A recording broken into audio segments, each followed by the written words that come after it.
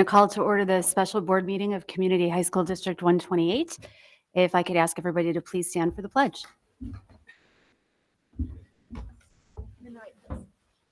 Where is it?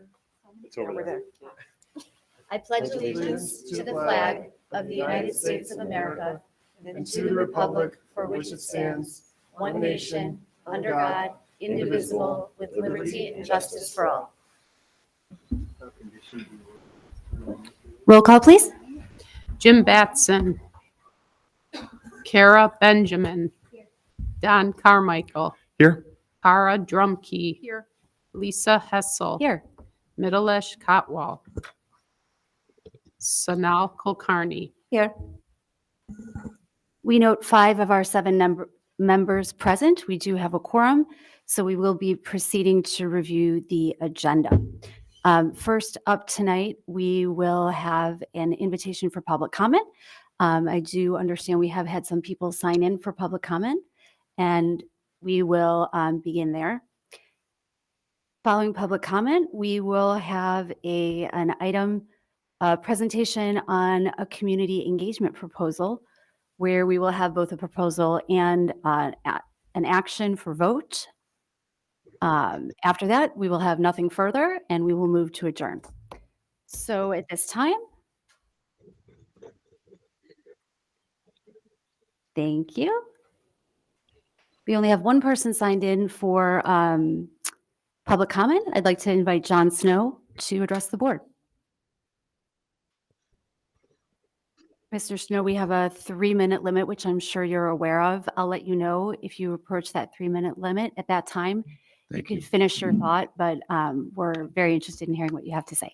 Okay, good evening and season's greetings. I am John Snow. I live in Libertyville. Your focus tonight is community engagement. I'm here to shed some light on a great way of connecting with the community that's already in place. A connection that needs some help.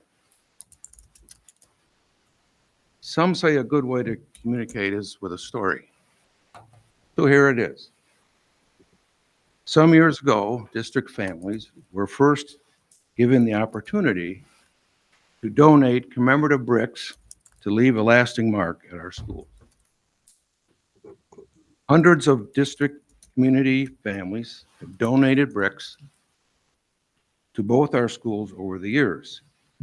These touchstones are located at the doorstep at LHS and on the walkway going up to the playfields here at Vernon Hills, referred to as the Walk of Fame.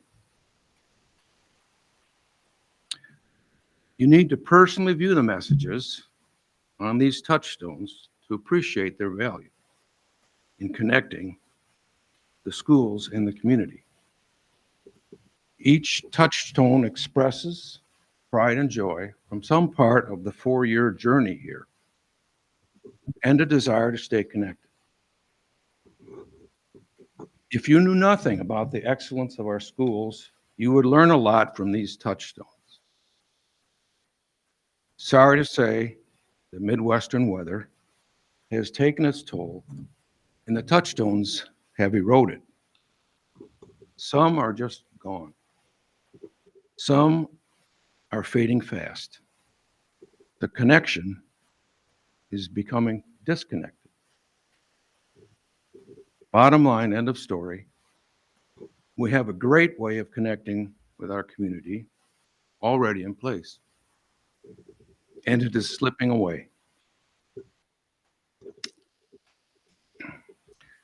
As a point of reference, the village of Libertyville has had the same thing happen to its touchstones in Cook Park. A project there has been underway since 2016 to replace and protect over 1,000 bricks. 500 bricks have been replaced, 900 to go. In conclusion, I want to express my appreciation to our elected school board members. Your hard work is very much appreciated. The year just ending, I think, was one that required a lot of your emotional bandwidth, and I think the year ahead will be another demanding year for you. Thank you for your service. I wish you all a healthy and prosperous new year. Thank you.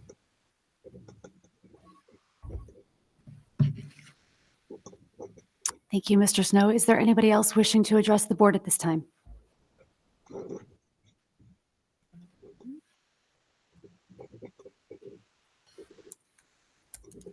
John Hetzel, good evening. I'm very appreciative that you all have taken the initiative to try to work with a firm to bring community engagement back into this district. I think this district has become fractured. It's pretty obvious from the last few board meetings that teachers feel a little alienated and overwhelmed. The students do, as well as the parents. You've heard from me numerous times. You've overwhelmed people in this district. You're pushing a very hard left progressive agenda. You're doing surveys consistently with people. You're not staying in the center. Your surveys aren't good data. Quallectrics is one thing. I oversaw market research for some very large sporting goods manufacturing companies in the sporting goods industry. Qualitative data is important. I'm hoping that these people here who are going to be part of that, hopefully, get more qualitative data out of the community so that they can have a better voice. There's better transparency. There's a better narrative that's being delivered. Even trying to get to the board documents here. I know how to do it, but I'll guarantee it 99.9% of the community parents don't know how to get to it.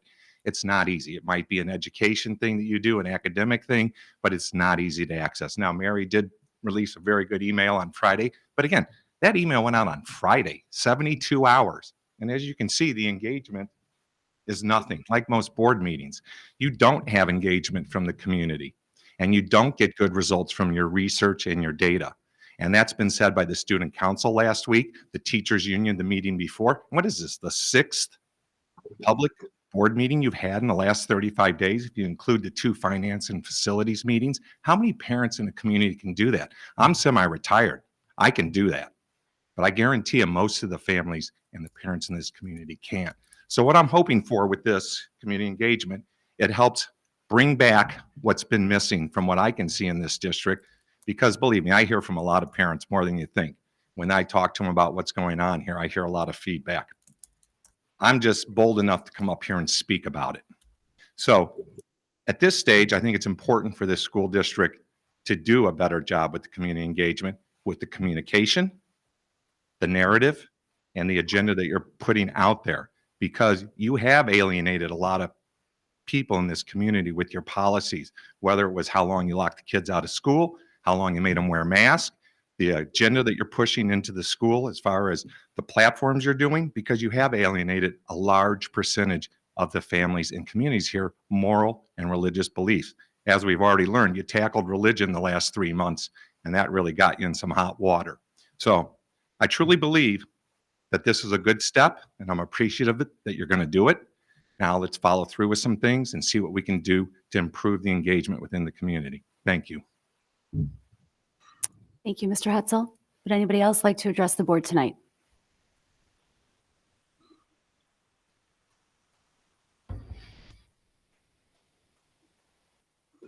Socrates Vela, Vernon Hills. So as John just said, it did take a while for me to try to open that email up. It seems like that sending this embedded thing inside an email started within the past 2 years.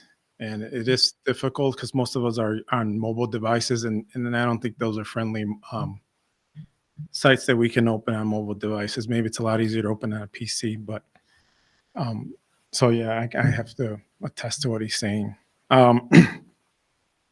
Something's been on my mind, the pandemic mandates and all that were kind of lifted in February of 2022. And it was because of a lawsuit, and some students said enough. And I know, Dr. Herman, you were brought on board to mend the bonds that were broken during that time. I'm just wondering, is there anything being planned or talked about to apologize to those kids that were treated as if they had leprosy? Weekly testing, spit testing that wasn't FDA approved, that was sent down through Springfield, was never FDA approved, didn't even have EUA. And you had people I know my son was a freshman at the time, and it did a number on his mental health. That was 2 years ago, right? So, yeah, I'm just wondering if there's any plans of somebody apologizing to these children. Some are gone, but I still remember when Mrs. Cara there took off her mask, her face was all red.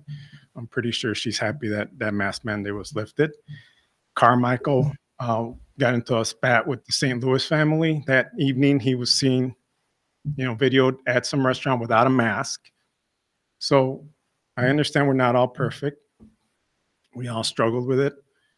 But I think it's time to start thinking about a way to make it right for these kids. And Mrs. Drumke, I think you were the only one that sat there kind of questioning, are we doing the right thing? I think for you board members, I appreciate your time here. I know it's very difficult, but it's easy to fall into this mob mentality. And I think I know with Mrs. Drumke, there seemed to be some hesitation during that period. And I really would encourage that everyone, when it comes down to it, do the right thing and don't just go along with what the rest of the board members are driving. That's all I have. Thank you for your time. Merry Christmas and Happy New Year and Happy Hanukkah. Thank you. Thank you, Mr. Vella. Anybody else wishing to address the board this evening? Okay, seeing none, I'm going to turn it over to the administration for our first and only agenda item for the community engagement. Good evening. What I'm going to do is I'm going to kind of set the stage. We have Jennifer and Rod here from Creative Entourage that are going to walk through a presentation. But before we do that, I just want to kind of set the stage for how did we get to where we are right here tonight? And so I should clarify this slide. And when we get back to my slides later, this was done today. So they're super draft. So low expectations on the quality of these slides.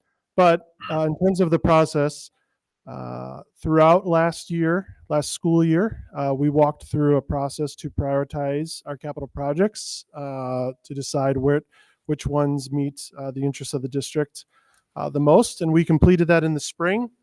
And then after the spring, we started developing the projects that we could pay for with the cash we have on hand. And so that was the LHS cafeteria renovation, the Vernon Hills LST offices renovation, and beginning to develop work on renovating some of the bathrooms at LHS. In the fall, we had a request for information about our ability to access additional funding for projects. And so I told the board, we can put something together, and that is what we presented at the November committee meeting, was to walk through the options for additional funding. And really the summary of that was the only realistic options for additional funding would require a referendum. And so based on that conversation, the recommended next step was to consider a community engagement firm to help you kind of through the process and through those next steps. Since that meeting in November and kind of going through the November Thanksgiving period, we did some investigation of community engagement firms. We talked with about 5 of them. We received 4 proposals, and then we evaluated them. And so from that time until really last week, we kind of had narrowed down a finalist, which is Creative Entourage for us.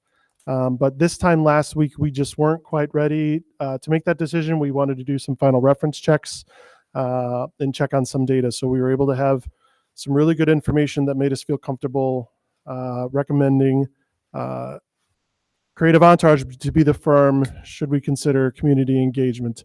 And then forgive me, I don't know if I'm missing. I don't think I'm missing a piece here.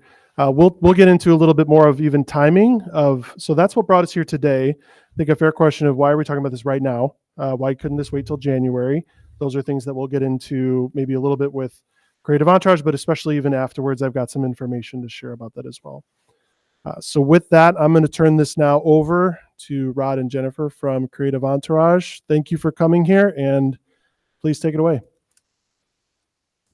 Sounds good. Thank you for having us this evening. We're excited to present some information about our community engagement process and how it can help involve your community as you plan for the future. My name is Jennifer Volk. I'm one of the 2 owners of Creative Entourage, and I'll let Rod introduce himself. Yeah, good evening. Sorry we're not there in person. We wanted to be, but the airfare was kind of outrageous. I'm Rod Wright. I'm on staff with Creative Entourage. Before that, I was with another firm called Unicom Mark for about 35 years and delighted to be at Creative Entourage now. Great. So what I'd like to do, I prepared a few slides to walk through this evening that go through our process a little bit and hopefully can answer some of your questions. So, at Creative Entourage, our goal is really to have an integrated approach to involve as many community members as we can in planning for the future. And we do this a couple different ways. We always start out with public opinion research to get some really good data. We integrate that with strategic communications, community engagement, and then also graphic design and branding to make sure that we're reaching those different audiences. Our team has around 40 plus years of experience. Many of us really helped pioneer school community engagement back in the late 90s, early 2000s with a lot of methods that are used by different organizations even today. We are a woman-owned company, and we have hundreds of winning campaigns under our belt that are all rooted in this engagement process. We've worked with school districts, universities, community colleges all over the country. I would say 90% of our business is school districts, and most of them are in the Chicago area. So we're very familiar with your districts and how school funding works in Illinois and those types of things. And so a little bit about us. When we look into our community engagement process, this is really an opportunity to bring your community together to learn about the challenges and the opportunities facing your organization. A lot of you are in this every day, day in and day out, and know a lot of those details, but a lot of your community doesn't. And so what we like to do is bring them together to help develop those solutions to move things forward. What we've found through the years is that people really do want to be involved. And a lot of times they're just waiting to be asked. And so there's wisdom in crowds, there's wisdom in bringing people together and dialoguing and coming together to create what could be the best solutions for your district moving forward. When we look at how we gather that input, we have 2 separate ways of doing that. First, we look at that active participation in those engagement sessions. We would likely do open houses and building tours to allow the community a chance to come in, see your buildings firsthand, and see some of the challenges that you're facing. Also to learn more about some of these financial options you're looking at, and really to learn more about the district as a whole. The second piece is public opinion research, and that gives us that really good scientific data that we can base our decisions on. What we found through the years is this really works. And if you think about one of the best classes you've maybe ever sat in or thought about a great teacher, what you've probably found is that in most cases, they're allowing you to discover that answer. And so they're presenting information, they're presenting the facts, and they're allowing you to have conversations or do things that allow you to discover those challenges or what those answers are. It's a lot more powerful than persuasion of somebody telling you how something should be and why it needs to be that way. It also really allows the public to understand and know what you're facing. What we found is that if something is confusing or people don't understand it, it's very hard for them to support that. It's a very powerful communications tool. It also helps build an army for moving forward in the future. So whether that be a volunteer base, whether that be building your key communicator network, it really helps build that sense of community that you have within your district. When we look at our process and how we walk through this and gain this community participation, I apologize. We always start off with a board charge, and I'd like to describe this as kind of your planning parameters or your guardrails. What are we wanting the community to explore through this engagement process? What direction do we want them to end in? So that would actually come from the board. That is then charged to a facilitating team. And this is a community-led team of around 20 individuals. And we'd like to find those people who maybe aren't those usual suspects and maybe aren't people that are always involved on blue ribbon committees and things like that. The key with the facilitating team is they facilitate the process. They are not a steering committee. They do not have a prescribed plan in place. Really, their goal is to engage the community and find out what the community is thinking and develop those solutions, as we mentioned. The facilitating team really facilitates the process, and then the community is involved in developing the plan and determining what will be in that final report that comes to your board. It's very important to note that this facilitating team is not a referendum committee. This is simply community engagement. And so we're really looking for them to reach out to the community and help make sure that we have a lot of people engaged in this process. The facilitating team will help plan these community engagement activities. And so these look a little different in every community we work in. And that's why we need that facilitating team. They know your community better than we ever could. And so those may be community engagement meetings. Those may be building tours. It may be a speakers bureau that's going out to different organizations, and we'll work with your team to really determine the best way to move forward with those engagement activities.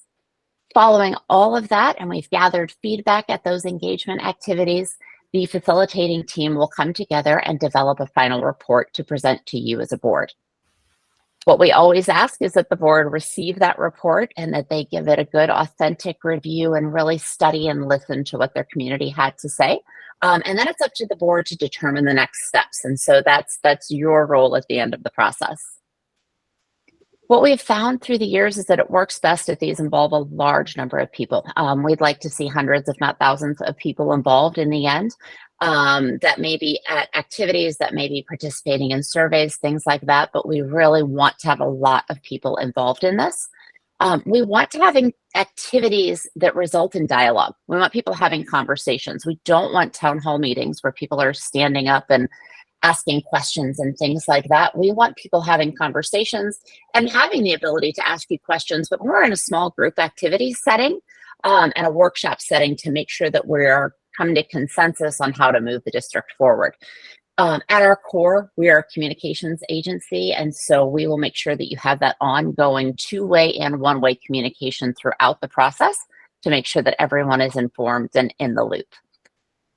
When we start an engagement process, we always want to make sure that the board and the district leadership are all on the same page and that you have that clear charge. As I mentioned, we look for more than the usual suspects. We want some new faces in the room. We also want to have a timeline, and we always make sure that everything is data driven. So when we present information, we have the facts to back it up and we have the information to back it up. And that's very important to build that transparency and that trust with the community. We want to make sure that we have well-planned, organized meetings. When we look at attendance in our meetings at different processes, when we have a bad presentation or the lighting doesn't go well, the meeting maybe goes too long, we unfortunately often have a hard time ramping up that attendance again. And so we want to make sure that this is a really good use of people's time and that they have a little bit of fun and enjoy meeting their friends and neighbors and talking about the future of your schools. Everything will be well documented throughout the process. We can share some different information from websites that are up for current programs that we're doing, but we actually type up every piece of information and feedback that we get, and that's posted to the website along with summaries and consensus points of that feedback. That's really the building blocks for that report that you get at the end of the process. As I mentioned, there's two pieces. So we have our engagement, but then we also have our public opinion research.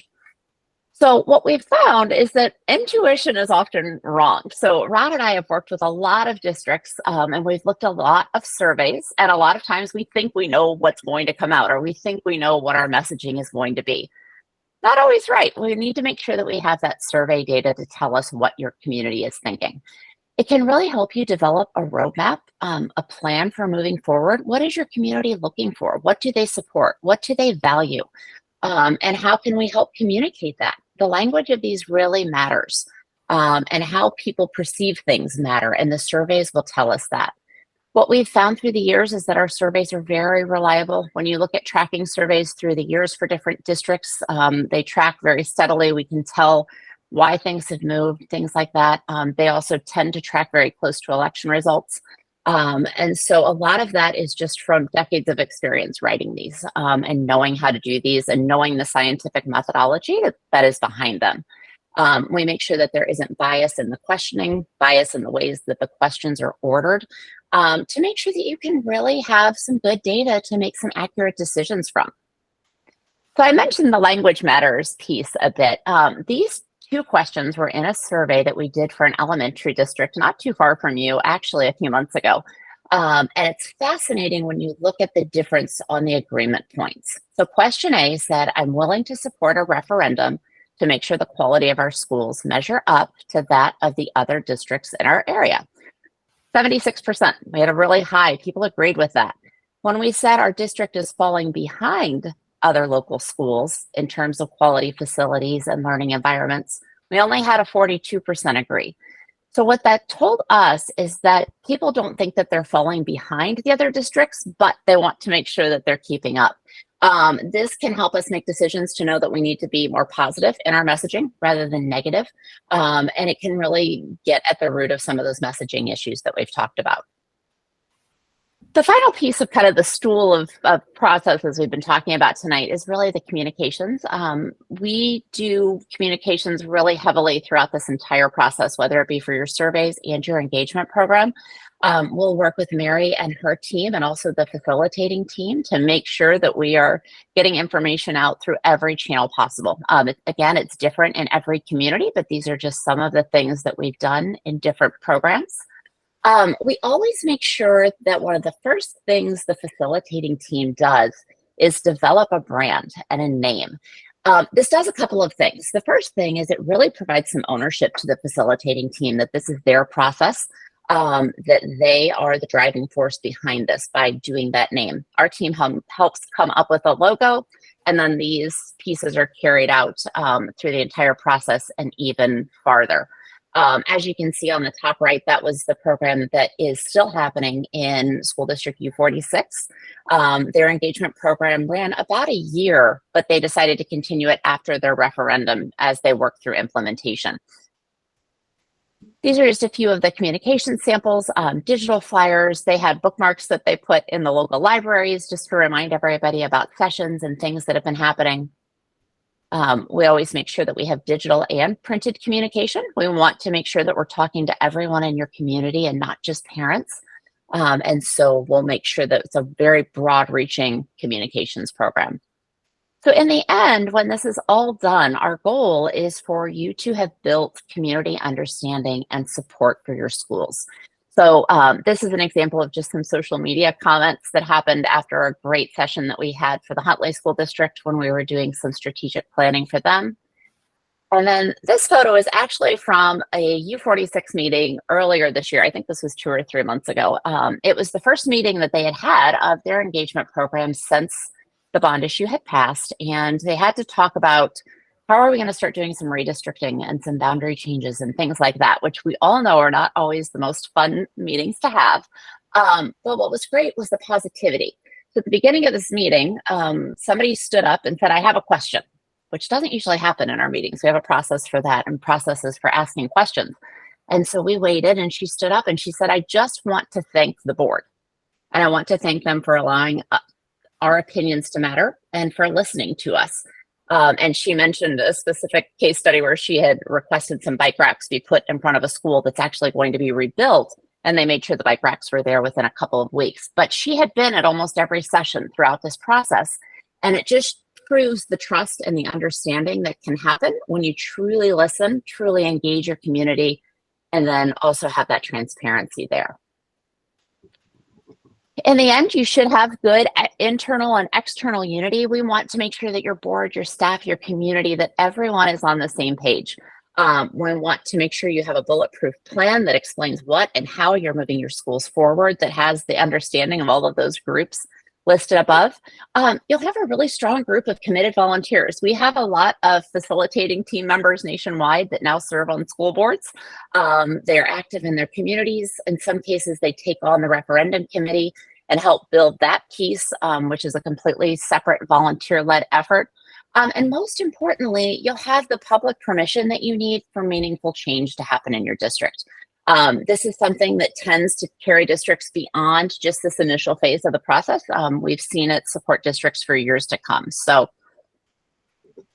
in the end, what we've found is that none of us is as smart as all of us together, and your community really has the capacity to come up with some great solutions when they have the information. So Rod and I are here to answer any questions you might have, and go from there. And as we open it up for questions, since our very kind facilitators who are joining us tonight don't know us, I would just ask if you identify yourself as you ask your question.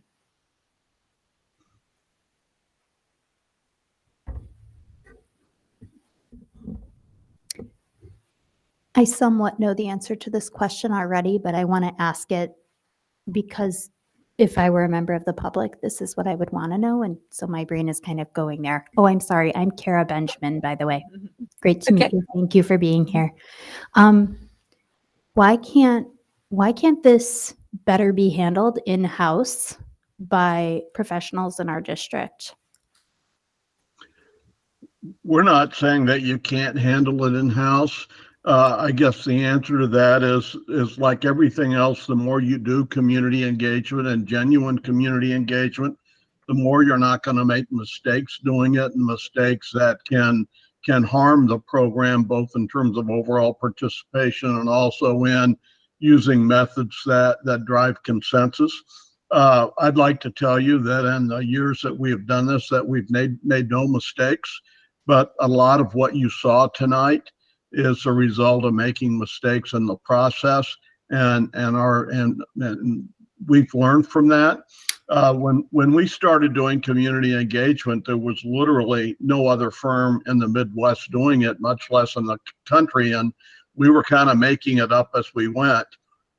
One year, some years ago, the Annenberg Institute was in St. Louis talking about best practices in community engagement, and 5 of the 6 cases they used or they profiled were our projects. And those projects look a lot different then than what they look like now. I'd like to think that we've learned a lot over the years, and we keep learning a lot, and can bring that knowledge to the district.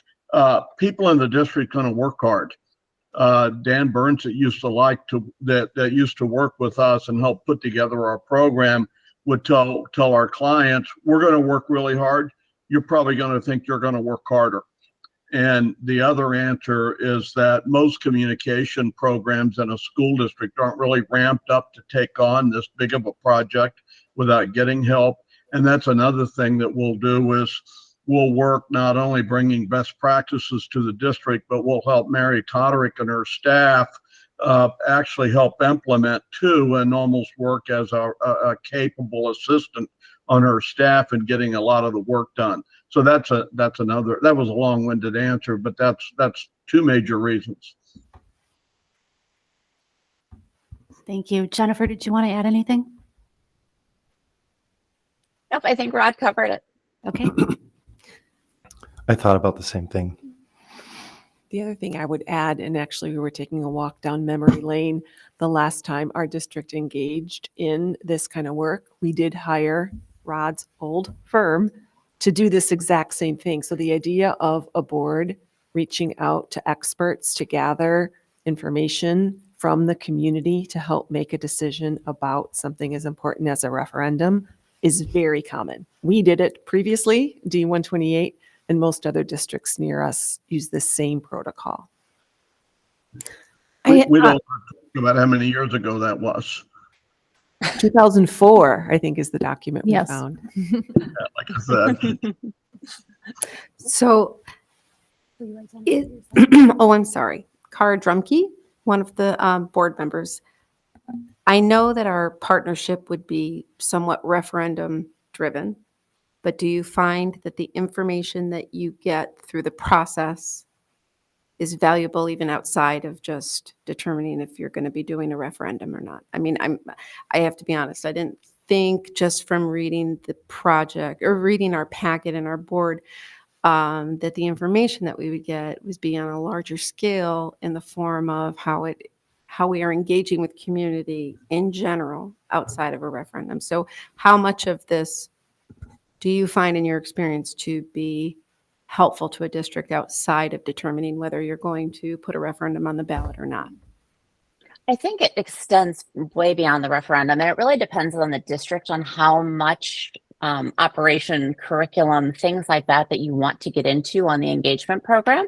But we've had districts come out of these with full strategic plans or full long range plans that definitely go beyond just facilities and beyond referendums. And so I think it depends on working with you as a board and determining what information you're looking for to help carry you through the next 5, 10, 15 years, depending on what those strategic goals are. And can I have another, I have another follow-up. How important do you think it is to have a general consensus among faculty, staff, admin, when you are initiating kind of a relationship like this? If it's not there yet, we can often work with you to help get it there. And so I think that before you were to go to referendum, it is important to get everybody on the same page if we can, or at least have a general understanding if everyone is not in an agreement. And so I think we would need to maybe figure out what some of those challenges may be and figure out a way that we can bring everybody together. Rod, did you want to touch on that one at all? Well, I was going to say, if this goes to referendum and we make no assumptions up front that the community consensus is going to result in that. On the other hand, in the board chart, you can identify that as a goal. That all has to do with how the board charge to the process. Sometimes it's pretty open-ended. Sometimes the board chart specifically says the board wants to go to referendum to address facility challenges, and your job is to prioritize and look at the needs we have and come back to us. That's all part of the charge. But if it does go to referendum, let me go back to that. There's no question that internal unity is essential. There's an old expression in elections for school districts: they're won from the inside out. And if you're not united internally, it's awfully hard for that. You won't have the ripple effect into the community that comes from having a relatively united board and staff and parents, where that, again, as I said, can kind of ripple into the community. A long time ago, when I was in graduate school, I went to a ward meeting and in the 28th ward, and there was a proposal for the firefighters on the ballot. And I said, is that thing going to pass or not? And the committee man said, sure, it's going to pass because all the firefighters and everybody around the firefighters are for it.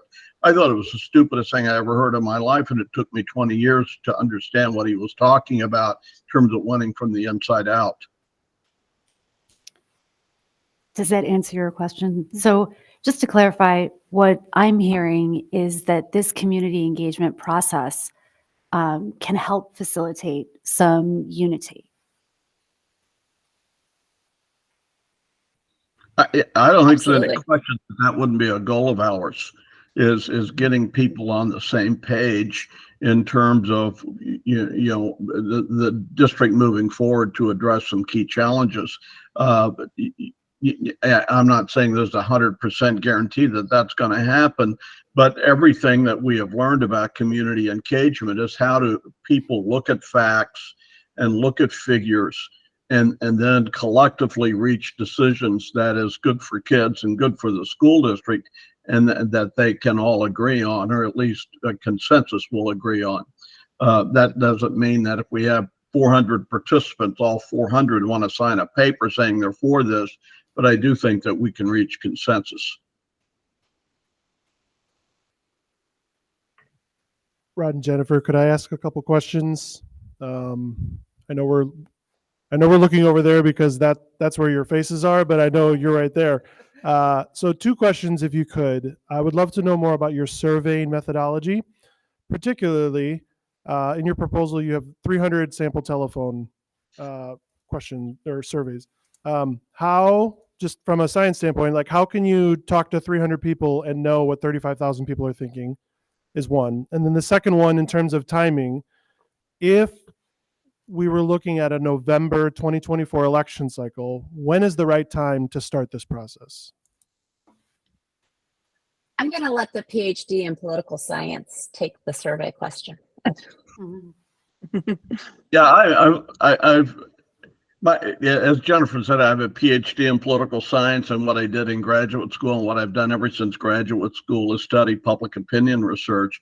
The analogy that everybody in my business always uses about survey sampling is that you don't have to study the entire amount of blood in somebody's body to analyze the blood. You just need to take a small sample, and that's what sampling methodology is all about. And 300 is a plenty of a robust sample size to get overall accurate results. The reason you do a larger sample is not for overall accuracy. You'd have to quadruple the sample to cut the sampling error in half. But how you want to slice and dice the data, and that's a conversation we should have with the district, whether you want to break it down by attendance areas or elementary attendance areas or some kind of demographic category. We do phone surveys, and they still are state of the art in terms of overall accuracy. You can apply sampling statistics to that. We also do a bunch of online surveys now, frankly, because telephone surveys have gotten obscenely expensive. Over the last year and a half, Jennifer, our prices must have doubled. Our out-of-pocket costs must have doubled, if not more, in terms More of than, doing yeah. survey. So we're doing a lot of online surveys, and we will work with your staff on maximizing participation in those surveys. And then we will statistically model the results where the demographics mirror the demographics of your community. You saw some samples from U46. We did both a phone survey and an online survey in U46.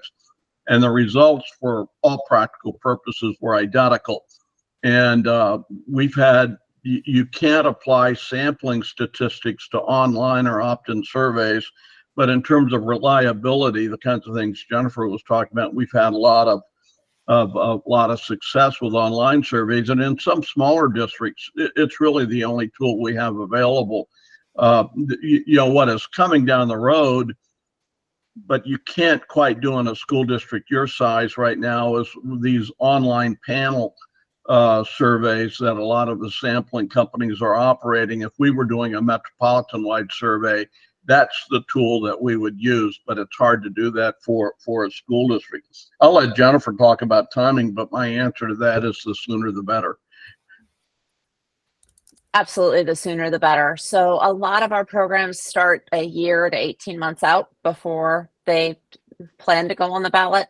You need time for that engagement. You need time for people to understand, and you need what we sometimes call soak time. And so it's that time for people to learn and process the information that you're sharing. And so if you're looking at anything for 24, now is the time to get started.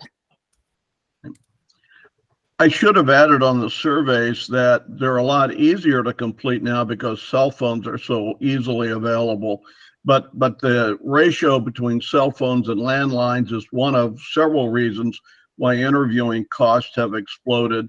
Unlike with a landline that can be auto-dialed by the interviewing firm, computer-assisted telephone interviewing method technology, cell phones today still have to be hand-dialed, and that just simply takes time to hand-dial those numbers, and that's one of the things that's driving up the cost.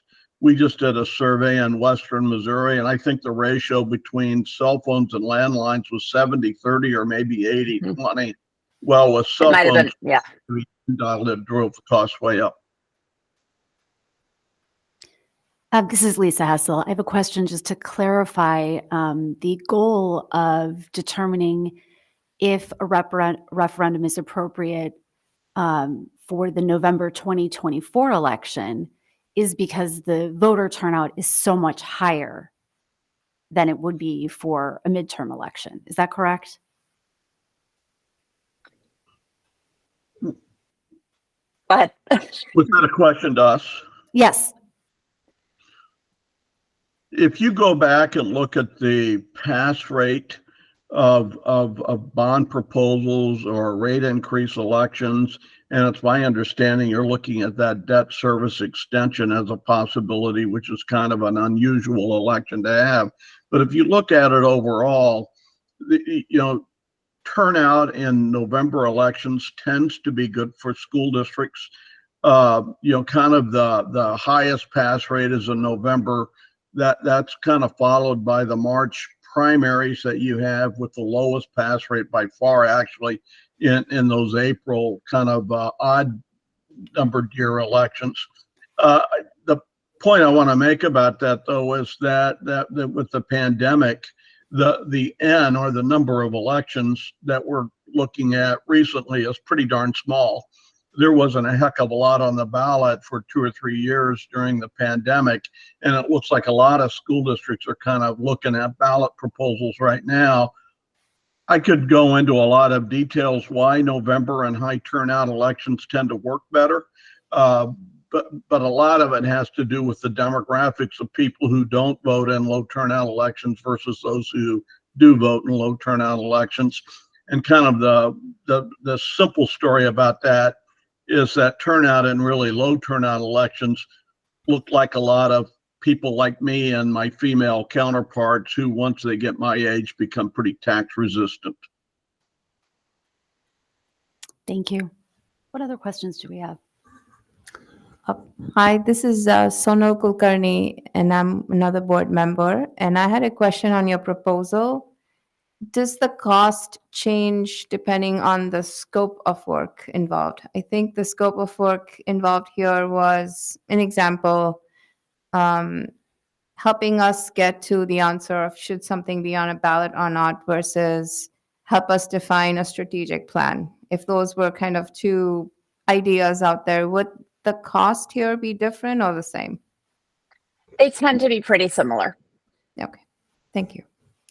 There was huge variability. Sorry, Don Carmichael, also a board member. There was a huge variation in the cost, unless I missed something. There wasn't one set price. It's a range. The costs It's are a based huge on range. really the three components that they walk through. So community engagement is one big rock. Another big rock would be the surveying and polling. And then the third rock would be informational communication. So each of those rocks, roughly around 30,000 each. And that's what the range was, depending on those big rocks. But the administration is recommending that we consider all three. We've often been asked to provide line items for each separate kind of bucket of services. And so we tend to provide those prices. But if you say we just want to do the survey, those costs may increase because while we do the engagement program, we're also gathering information and knowledge about the district to help inform the survey, if that makes sense. And so those a la carte prices may shift if you're only doing one of them or only doing two of them. Okay, so Does I'm that going to make turn that. sense? Yes, it does. Thank you. So I'm going to turn that into a question for our administration. Are you making a recommendation for which of those three or all of those three that the board vote on for action tonight? Because that will affect the motion. I think our intention was to give the big picture to the board of all of the options and then time for the board to clarify the charge. And if we wanted to engage with this firm for the first phase, engaging with the community in helping to decide what their tolerance level would be for an additional investment, that could be up through a certain point.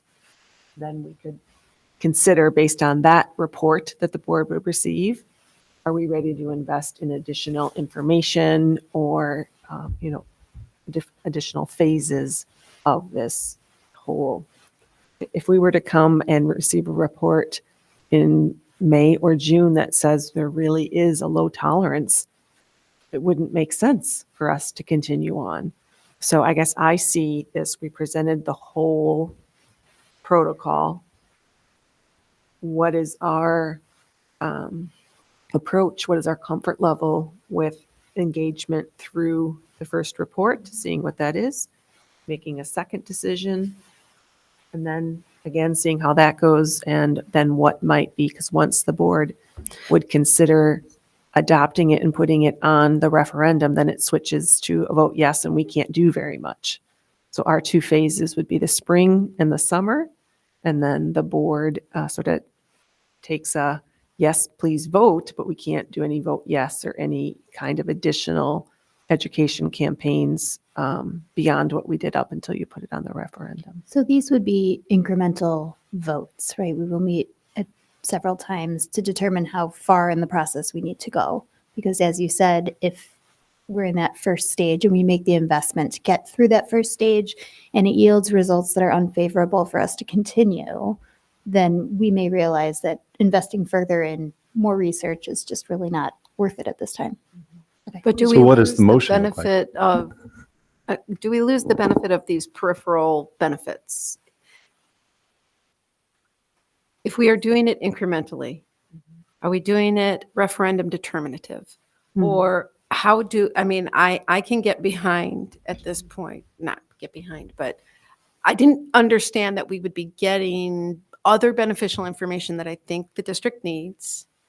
But if we're being pigeonholed to say we are, really our goal is a DSEB or a referendum, do we still get the do we get that beneficial information even if it does come back to us that our community just has no tolerance yet for a referendum?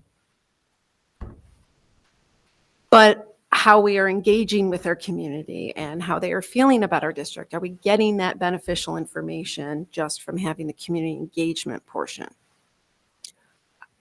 I'm going to ask for our guests to answer that also, but I think that anytime we have opportunities to hear from our community, we're going to learn more than we anticipated. Even if an outcome was for them to understand, some of the things the board now understands about the need for enhanced science labs at Libertyville High School, that they're 50 years old and this and that. I think that the community understanding our needs is going to be one really important part of this process. And then them having the opportunity to say, well, we have them in a certain order. I guess we would need to be ready for the community to say, well, we think this is more important. I think that goes to the buy-in that they would be talking about. So in terms of the charge that the board would give to that community leadership group, I think however much we empower that group really would determine sort of the breadth of ways the community could let us know what they're feeling about not just physical facilities, because that's one way we can invest. Like, that's a barrier we're facing right now in terms of improving education, is the physical constraints that we have to invest in our site. And I think that's why we're going to the community to ask for this. If we think there's opportunities to gain feedback on related questions, I think we would be open to receiving feedback like that from the community. I think if it's so open that you, however, say, tell us anything you want about the district, then we start to get unuseful feedback. So I don't think it would be I think it would be, here's what we've identified as needs. Do you see these as needs? What other needs do you see? That's the kind of scope I would imagine us asking for a facilitation team to take on.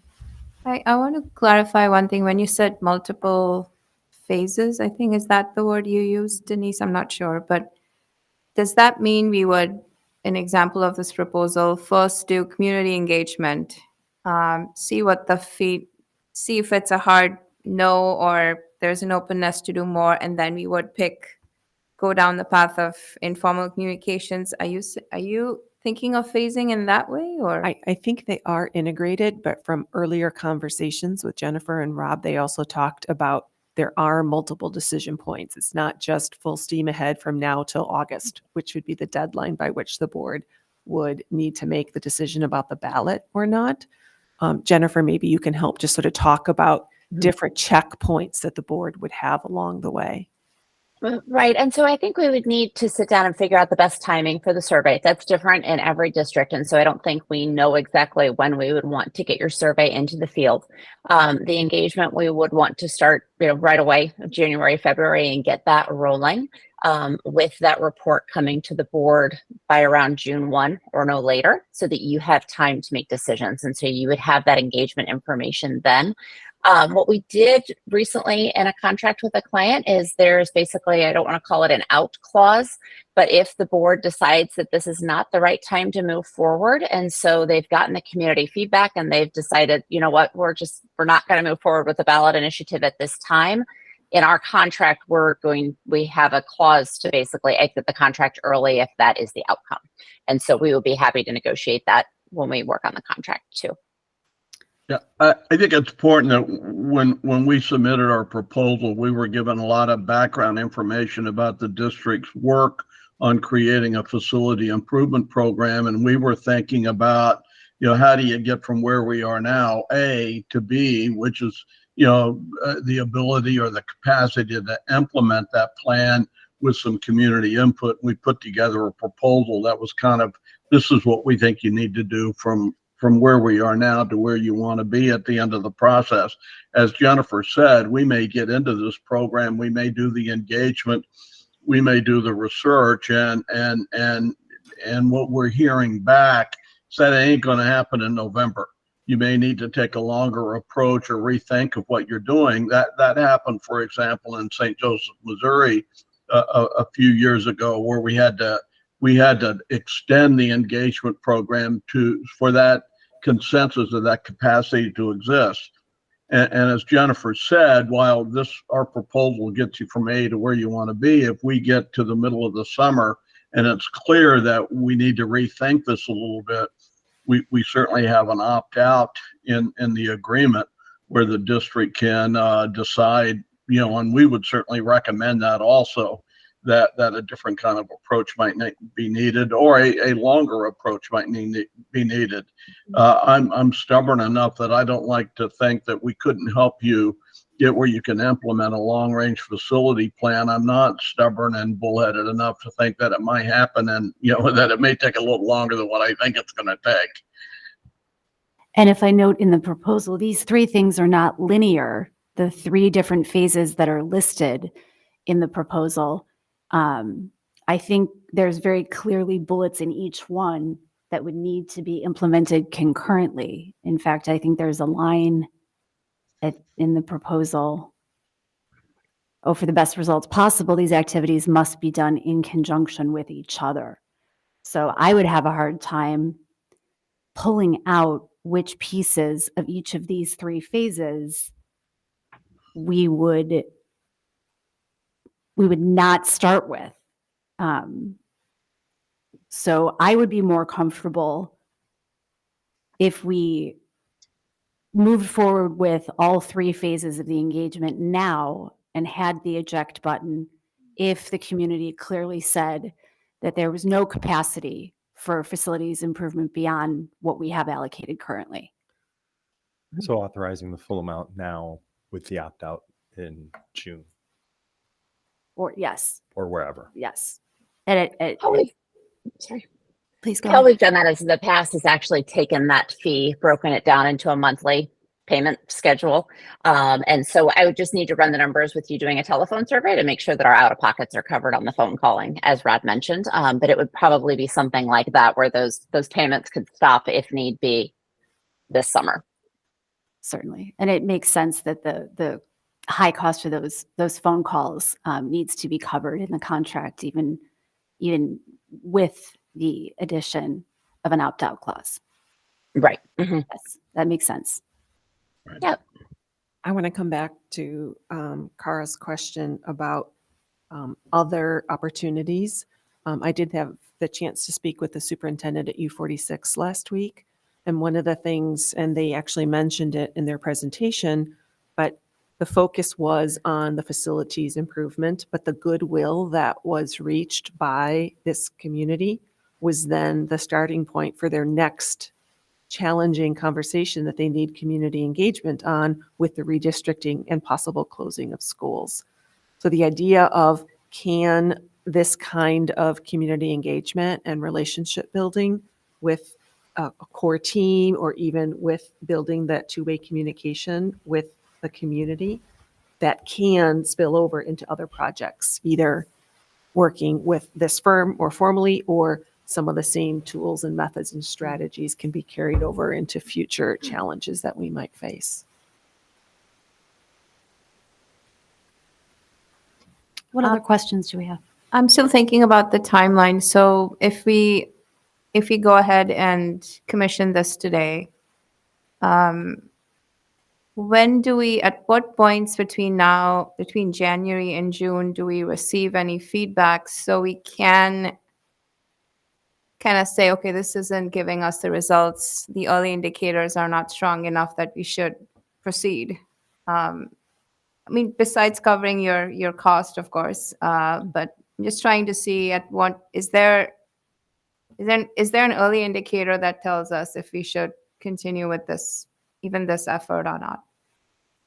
I think the engagement can help lay the groundwork, whether you're headed to referendum or not, as far as building those relationships and also building your engagement and those types of things. And so on that facilitating team, we always like to have 2 board liaisons that can help communicate and keep you in the loop on what's happening with the process. And so that helps from that transparency piece and also informing the board.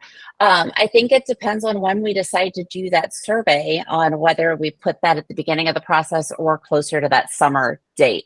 Rod, did you have a thought on what might be best for the timing for this particular one? Not anything beyond what you're talking about. And, we've got to get our handle on the whole issue of the debt service extension proposal and getting people in the community comfortable with that. Also, I've been, as kind of was pointed out, been working on school elections for a long time now, and people tend to support what they know and they're familiar with. I will guarantee you right now, there's not very many voters in your district that are familiar with that type of funding mechanism. That's not to say that they can't get there, though. The first person that asked a question was named, I think the last name was Benjamin, if I remember right, and that made me remember doing the debt service extension proposal for Benjamin School District not all that many years ago. But we had to get the community where it understood exactly what that was and why it was an option. And that took a lot of two-way communication in the engagement program. I think we have time between now and January and the June to kind of make that happen. You're dealing with facilities. You're not dealing with how you teach, calculus in the sophomore year of high school, or I'm making up a silly example. But the scope is limited to facilities. It's not an all-encompassing strategic plan that you're trying to put together. The more confined the scope, the less time community engagement takes. So I think, one, I wouldn't want to miss, from my own perspective, kind of looking at that November window. And 2, I think we have time to put together a really good program, but we need to hit the ground running pretty fast after the first of the year. Don Carmichael again. Do you have experience with running a DSEB referendum before? Sure. Yeah. And the Benjamin came to mind. Yeah. Oh, that was it. That was the Benjamin case. Okay. Sorry. Well, I'm sure if I gave it some thought, there may have been some others, but they're not often on the ballot. It's kind of it's not, I don't want to say it's not normal, because that means that, that's kind of the wrong context, but it's not something that is often on the ballot in the state of Illinois, where bond elections, there's dozens of them running every election cycle. That's not trying to talk you into not doing it. It's just saying we need to get people where they understand the circumstances behind it. Right. It's Yeah, and unusual. We were one of the few schools when the DSEB was introduced. We had excess reserves. So the board at the time, and I was not on that board, said it would be absurd to ask for a DSEB when we have significant reserves. That put us in somewhat of an unusual category, because most schools were eligible, so they opted into the DSEB 20 or 30 years ago I think back in the 1990s, when it became an option for schools to do so. So I'm not surprised that we're a little bit unusual for asking for a DSEB now, because we were unusual that we didn't ask for it back in the Right. 90s when we had the chance. And since we Right. didn't ask for it back in the 90s when we had the chance, we do have to ask the voters' permission, which is appropriate, in order to do it now. Right. And I will say it's a little bit different, but there's a thing here in Missouri called the use tax, which just sounds odd. It's a tax that's actually mostly on businesses, on online wholesale purchases and things like that. Most cities have not been able to pass these, and because it sounds like people are going to be taxed on internet purchases and things like that. Through our survey research and through engagement programs we've done based on those use taxes, we've been successful at quite a few of them at this point. And so I think that this DSEB may be similar in that regard, where it's not something that people are familiar with, but I think that the techniques and the tools we've talked about tonight can help educate people and allow them to understand it. Right. I'm curious if you could, from other districts that you've worked with, what we can expect from community engagement or maybe community skepticism, because obviously we want to go into this and we're seeing it as an opportunity to build positive two-way communication. But having talked with other superintendents who have recently worked on campaigns that failed and that passed, it can be a very feeling like you're under the microscope for the school board members and administration. So just to make sure we're all clear on what that could look like, what are some of the things that your firm could do to help us anticipate some of those things, or to help navigate some of the things that we know healthy skeptics have the right to ask and challenge us? And that's a good thing. People asking questions and wanting information and details on things is good. And so a lot of that is making sure that we have all of that information up front.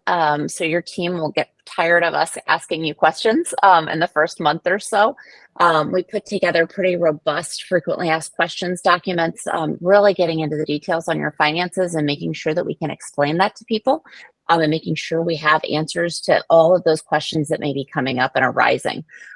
Throughout the process, it's that transparency piece that we're putting everything out on the website. If anybody requests a document, we're providing it. If somebody asks a question, we want to make sure and get back to them within 48 hours with a response, whether that means you're working on getting the answer, if it's something more complex, or it's the actual answer to the question. And so it's building that trust, and that can't happen overnight. And so that's the reason that these processes do take some time. It's not flipping a light switch. We often liken it to getting an aircraft carrier moving. And so it takes a while to get that up to speed and to get it moving, but we need to get it headed in the right direction. Does that help answer the question? If you had attended any of our programs in the past, in the early facilitating team meetings, what we call the facilitating team committee team meetings, you will see the citizens on that committee take ownership of the program. And both the reality and the perception of the reality that this is citizen driven and citizen led is critically important in my mind. And it puts the leadership of the district in kind of pushing from the rear and enabling this process to occur. But the community perceives it as truly community engagement with community leadership driving the process. I can't tell you how important that is to the overall program for that perception to exist. That's one of the reasons why the program worked really well in U46 and continues to work well. And it's not that the administration and the board wasn't involved, but there was the perception and the reality that the community leadership had picked up the reins and were driving the process. And I think that's part of what allows consensus to be built. I believe that there's a good answer out there to your facility improvement issue, and that this kind of process will lead to that solution, whatever it is. I feel like we have been wrestling with this for a while, and I can't remember what term you used to say, you need time for people to come around to an idea to really understand it before they can make a decision on it. We've been looking at a shortfall for a while, and I think that at least I feel this way. Like I realize what the solution to the problem is now. Your help helps us to get the rest of the community to understand what I think we understand now. I was surprised about the price tag, though. I didn't have any idea it would be that expensive. So I tried to figure out what that looks like for any particular household. And we're looking at population of 57,000 people. So you're looking at $1.50 per person 57,000 for, for both Vernon Hills and Libertyville, their total population. Like, what is it going to cost spread about all of those people? so you're talking about the $91,000. I am. So would it be helpful then to look at where that $91,000 is coming from in the context of our budget? That would be great. Dan, I'm going to turn it over to you for that. Do you want to continue that with our guests still here, or what would you prefer? Yeah. Are there any other questions for Jennifer and Rod? I do have one, and maybe because of the budget discussion we are going to have, but let's say we cannot afford all of these. We can only do some or one of these.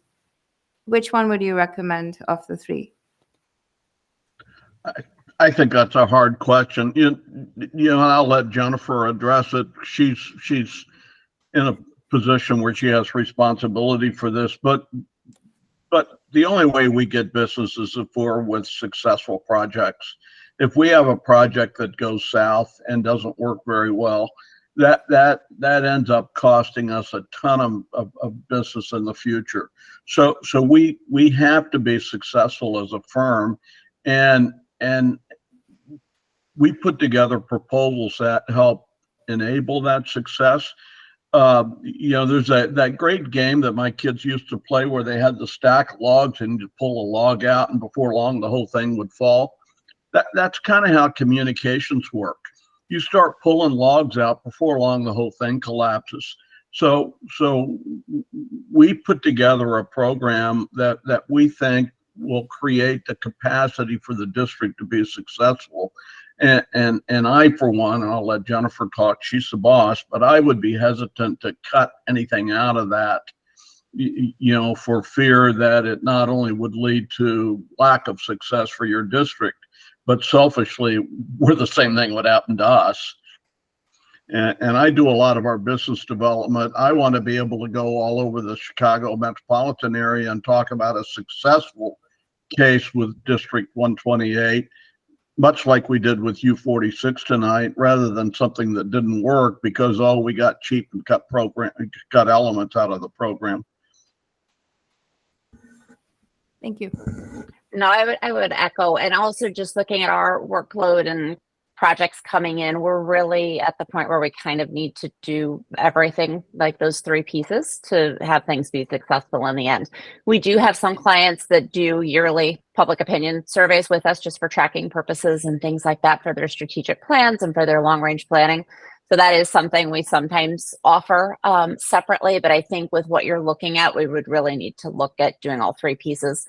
Unless something comes back in June, as we mentioned, if it's just looking like things are not going to be headed towards referendum, and we can work through that piece. Jennifer Carr-Drumke again. So if we were looking at this full $91,000 commitment, and you said that we could throw into the contract a termination clause, but you used June. So at a minimum, we are 6 months in of a night. So it's going to cost the district $45,000 at a minimum in June, regardless of whether it's moved forward or not. And it may be higher than that because of the phoning. Right. That's the caveat on the out of pocket, just our costs on that phoning. So that's why I would love to be able to say, here's what it would be if we did that in June, but I need to run some numbers. And if we miss the November 24 window, our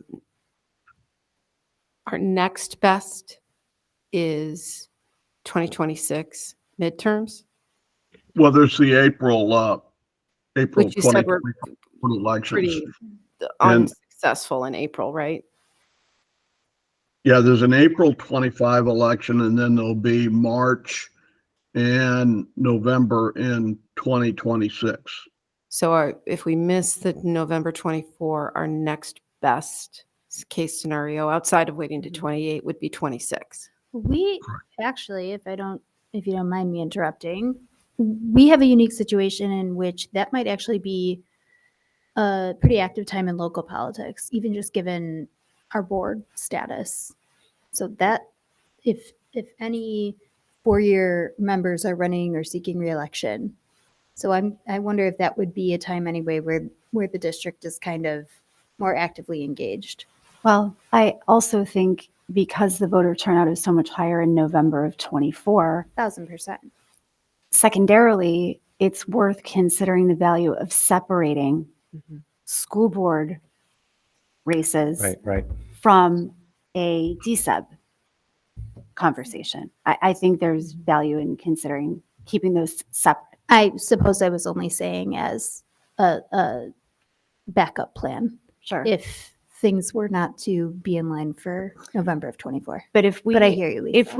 if the community tells us that there's no appetite Correct. for it, I don't think that April of Right, 25 kicking or it- Wouldn't go forward. 26 is Kicking it is isn't gonna realistic. change I anything. think then Yeah. we just have to manage facilities going forward, and then perhaps in 28 revisit the conversation. But I wouldn't see the wisdom in revisiting it right away if we get enough clarity that we're not going to continue moving forward Yeah, no, I with wasn't the thinking that. community engagement. I was thinking more of pushing it back if we missed the November. But that, I know we're going to Missed have the our own November- time to missed- discuss this, but Missed it placed on the ballot, not as a failed referendum. no, I didn't mean Yeah. failed. I meant if we were to push this back. I'm sorry. So if I wasn't clear, not that we failed in November of 24, if we are not ready to proceed today, and clearly we've said it's pretty imminent if we don't start by January that we are not going to be prepared to have a successful campaign in November of 24. Right. So if we were to not be prepared to move forward today, our next best would be the midterms in 26. Okay. Jennifer and Rod, could I ask a question? Dan Stanley, hi. I'm going to go right there. Could you speak to kind of the question of what sounds like is, say we develop this process and we start to realize the feedback from the community is somewhat of a no. How do you distinguish between it's a no period versus a not yet? Or the community needs more time to understand or whatever? How do you discern between those? Because I'm curious, like how often do you begin an engagement, get into it after a few months and realize like this isn't going anywhere? Yeah, I think the way we figure that out is from survey research and seeing one, how close we are and how much of an understanding there might be of some complex issues that have arisen. Let me go back to U46 again. One of the complicated issues in their facility planning was going from K6s to K5s with 6-8 middle schools. They had 7-8 middle schools. There was a possibility that the engagement program maybe had not operated long enough where people understood the advantages of 6-8 middle school versus 7-8 middle schools, and that we may have had to take a little bit longer to kind of have that discussion where people could kind of move where the educational community was on that issue. Turned out from the survey, we were fine with that. One of the issues that the new engagement program or the continued engagement program is dealing with in U46 is going to a true middle school concept. And that's part of what's driving having to redo the elementary attendance areas, because the enrollment for the K-5s is obviously less than what K-6 enrollment would have been. So we'll learn a lot from the survey. If you go back and look at the tally that the Illinois School Boards Association does of certain kind of elections, I made reference to this earlier, there's some things that you will learn. One, the off-cycle odd year elections in April tend to have a pass rate lower than the elections on the even numbered years. The other thing that you would learn is that bond proposals pass at a much higher rate than do rate increase elections. But the School Board Association breaks it down by every kind of category of election that you can imagine, including the countywide sales tax proposals that get run downstate. My experience has been that people kind of get facilities. And so it's somewhat, I don't want to say easier, but the engagement programs that flesh out a facility improvement program tend to be a little easier to reach consensus on than when you're talking about a rate increase that may be needed for salaries or supplies, or because your health insurance has gone through the roof, or whatever. And I think that's one reason why bond proposals tend to pass at a higher rate than rate increases, because people sort of get they need to take care of their buildings. One of the things we'll talk to them about is what those buildings represent as a community investment in facilities. In other words, what's the replacement cost of your two high schools? That's got to be at least $500 million, if not more, if you had to rebuild them from scratch, and people understand they need to take good care of those. So from my perspective, facilities are a lot more tangible. People can walk through them. They can see conditions. They understand roofs and plumbing and air conditioning and electrical outlets and all the things that we'll be talking about, safety and security also. So that again is a kind of a long-winded response, but I think that the expectation is, for my part, is that we can reach consensus on what that long-term facility improvement plan looks like. If it takes longer, it takes longer. I mean, we have we have experience, but we don't have any preconceptions in terms of specific school districts. And I think if you talk with any of our clients, we're always willing to pivot and adapt as we're moving through here. So if we are getting into the spring and noticing that, the needle's just out where it needs to be right now, what do we need to do? Step back, reassess. If we need to look at our contract, or we need to look at your timeline and things like that, we're always willing to work through that and figure out how we can provide the best service to you and your community. In the end, I think everyone wants the project to be successful. And so, if we need to maybe extend things out a bit and do an online survey following up, next November, and see if you were able to move that needle through some additional engagement and things like that. Those are things that we can talk through to make sure that you're successful in the end. I'd like to ask a question. You've talked a bit about the expense of the phone surveys, and I'm just curious about this. If we did not do the phone piece, but did maybe a more expanded electronic survey, would that be a possibility? And maybe what would the downside be of that? Brad, do you want to take that one? Well, it's definitely a possibility, and it would definitely save the out-of-pocket costs that we save on acquiring telephone numbers, and that we will send to our vendor who does the telephone interviewing.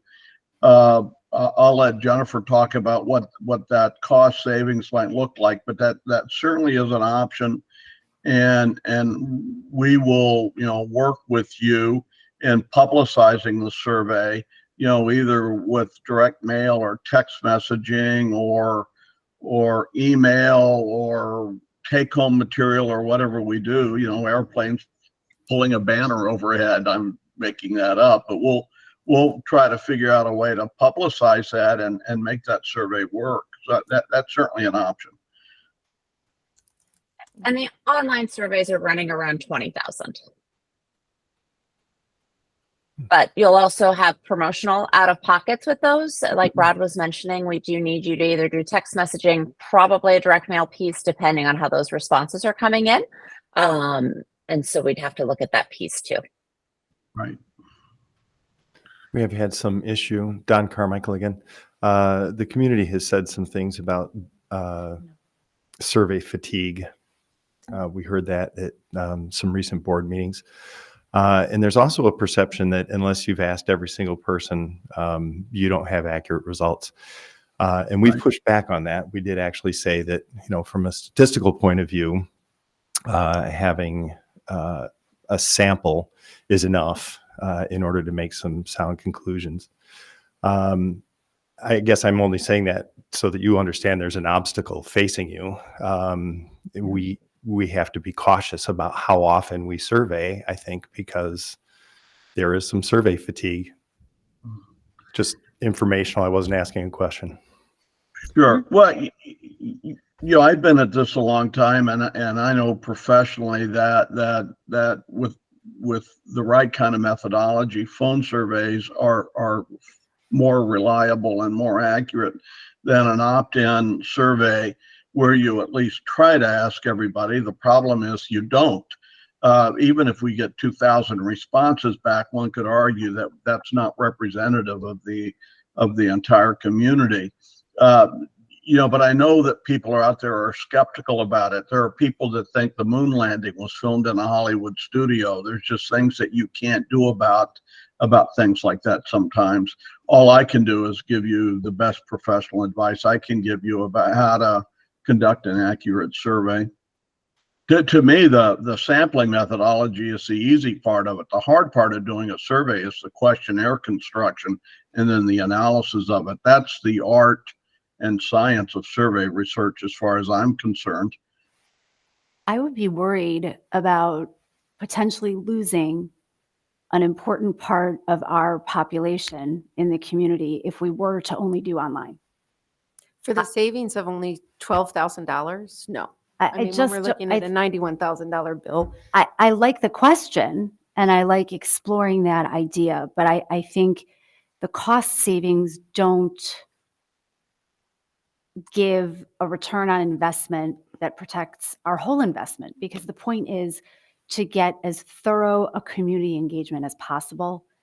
And I do think there are people that we simply will not reach if we rely completely on the online surveys. And I think there's a trust issue of making sure that everybody is represented in the sample, because we're committed to using good data to make data-driven decisions. And I think it's harder to make that argument that we've made that investment in earnest when we've left out some people that wouldn't be able to respond online. And I think Lisa's brought forth an important question that I should have asked before, didn't come to my mind, is multi-language, because our district is very multicultural and speaks many languages. So how do you handle that in a phone survey? The field service that we use has Spanish interviewers. So that is not a problem. If we get into other languages, we're going to have to sit down and talk about the approaches that will work on that in terms of getting some valid public opinion research from that community. Not to pick on one group or another, but we know from work that we have done in the Chicago area that is particularly difficult to get Korean responses to telephone surveys. And if that is a population in your district, we may want to talk about how to do some kind of study or add-on piece where we would address opinions among that population. We just did an online survey in Iowa, just within a year, I guess, did an online survey for the community college in the Iowa Cedar Rapids area. And I think we did that survey in 12 languages. So, the online survey becomes a tool that might be good for addressing some segments of the population. In Iowa City, you know, for example, in dealing with the French-speaking population in that district, that was really the only choice we had. And at least there, the college took the responsibility for the translations. And then first question of the survey was kind of like when you call in on an 800 number, you know, what do you want the conversation? What language do you want the conversation to be in? And that's something that Mary has been successful in doing with our newsletter, which is now available in virtually any language you could imagine. So as long as we can rely on the online surveys to reach our multilingual population, I'm not concerned that the phone surveys are only available in English and Spanish. Yeah, we'll sit down and very early in the process talk about, I know this is going to sound really stupid, but what population do you want to survey? Do you want to survey everyone? Do you want to survey registered voters, or do you want to keep track of registered voters by who tends to show up on certain types of elections? Very first question you ask when you do a survey is, what population do you want to sample? What population do you want to survey? You know, is it everybody? Is it everybody older than the age of 12, or is it people who are registered to vote? That kind of thing. Mm-hmm. I know we keep bombarding you with questions, and you can't be a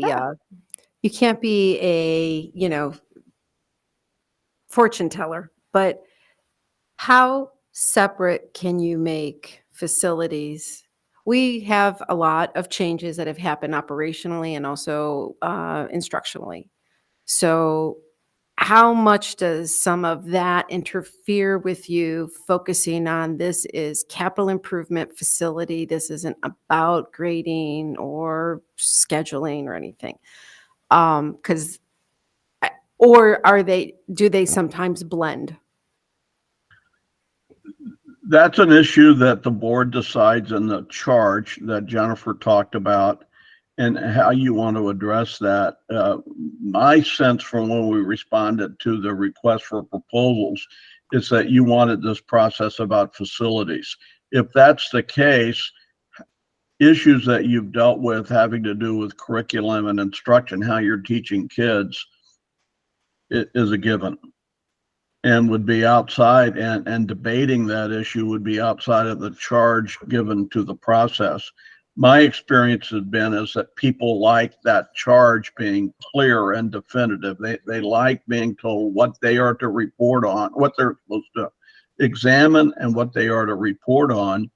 And we'll ask the citizen leaderships of that group, the head of the facilitating team that will be running those meetings, to make sure that we stay within the parameters of that charge. I think that's critically important to the process. Not to tell stories, you can tell I love telling stories, but we had a member of a facilitating team one year. This is the only person we've ever asked that, you know, not to come to meetings, no matter what the discussion item was. What she wanted to talk about was 5 years earlier when the school district had bought 4 homes across the street from a building. And you could ask, you know, do we need a new library facility in a building? And she would talk about, I'm upset because the school district bought 5 homes across the street from the building. And that's all she wanted to talk about. Of course, it was outside of the charge to the group. I guess that's what I was getting to. Are you sure able to keep do it that. separate and not let it bleed in? Right, correct. Yes. And who enforces that are the citizen leaders, not us. And I think that's really important. I've also participated in similar kind of engagement sessions where when those other kinds of concerns come up, it's not ignored, but here's how we can record those or Right. here's how you take that concern or that feedback and provide it to this other group who is designed to respond to those. Tonight, we're going to focus on this. If you have concerns about grading or if you have concerns about other things, here's a mechanism by which your voice can be heard about those other things. We have an entire getting started packet of material where we'll talk about how to identify the people in the community that will serve on this coordinating group, or what we call the facilitating team. If proper attention is given to that piece of the program, it gets you off to a really good start. And it's an important part of the overall program, is to not mess that piece up. It makes sense. Do we have any other questions for the Creative Entourage team? No. No. On behalf of the board, I want to say thank you for your time and your excellent proposal, and we look forward to discussing this further. Thank Thanks you. a lot. Thank you. Great, thank you. If you have any other questions, just let us know. Will do. Okay, thank you. All right, we can transition back to the other slides. Okay. Perfect. So in trying to prepare, again, all the slides you're going to see were really thrown together today. So some of this is in response to thoughts that were shared over the weekend, as well as just some our own processing internally. So really, there's really 6 categories of questions that I wanted to touch on. Some of it we discussed a little bit, but the process of how did we get here? Let's talk a bit about capital projects. Also is the scope of services, but we spent a lot of time talking through that a bit. Timing, costs associated with this and the budget for it, and then some implications. So I'll do my best to walk through this as quickly as I can.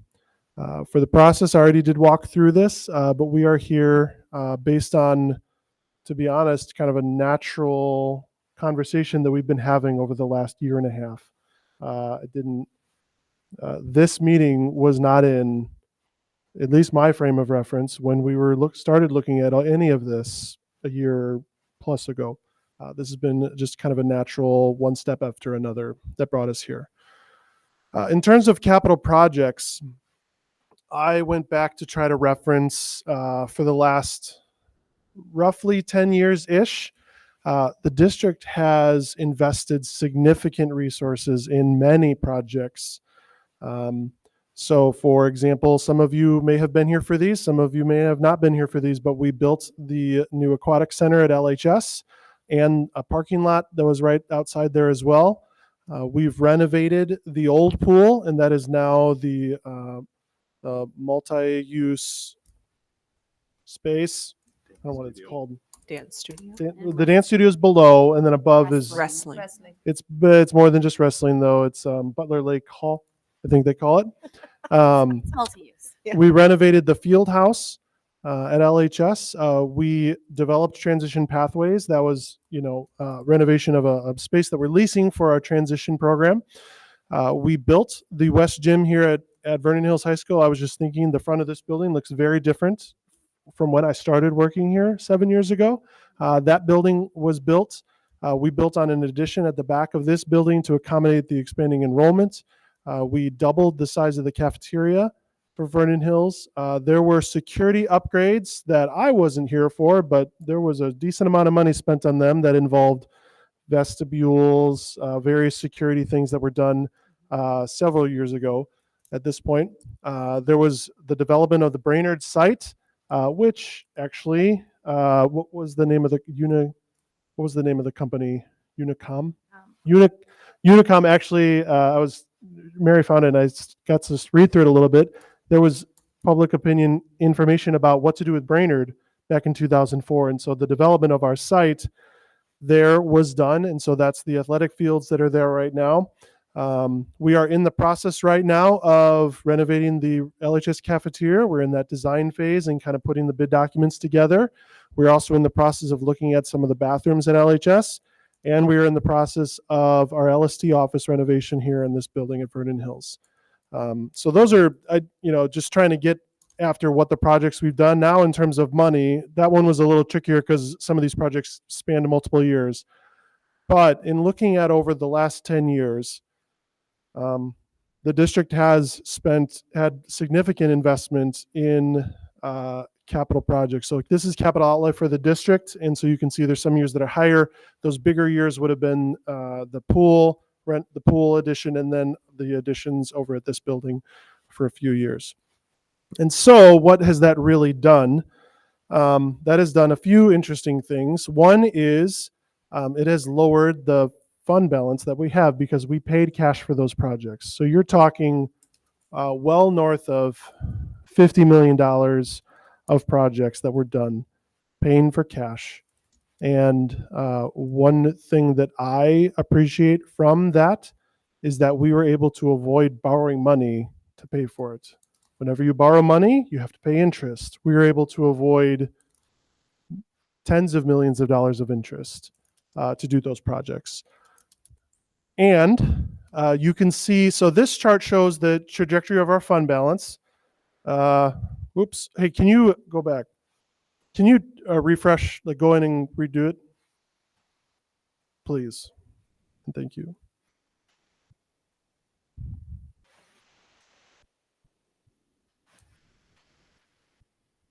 There we go. There we go. Perfect. So one interesting note I wanted to point out, there's a big, huge slant there. That's when we decided to defer our property taxes. And so that's why it looks like it tanked. That's not because we spent all the money. It's because we deferred when those taxes are recognized. But in terms of what you see, that kind of step down, that is really from spending money on those capital projects, particularly in 2019 and 2020 fiscal years.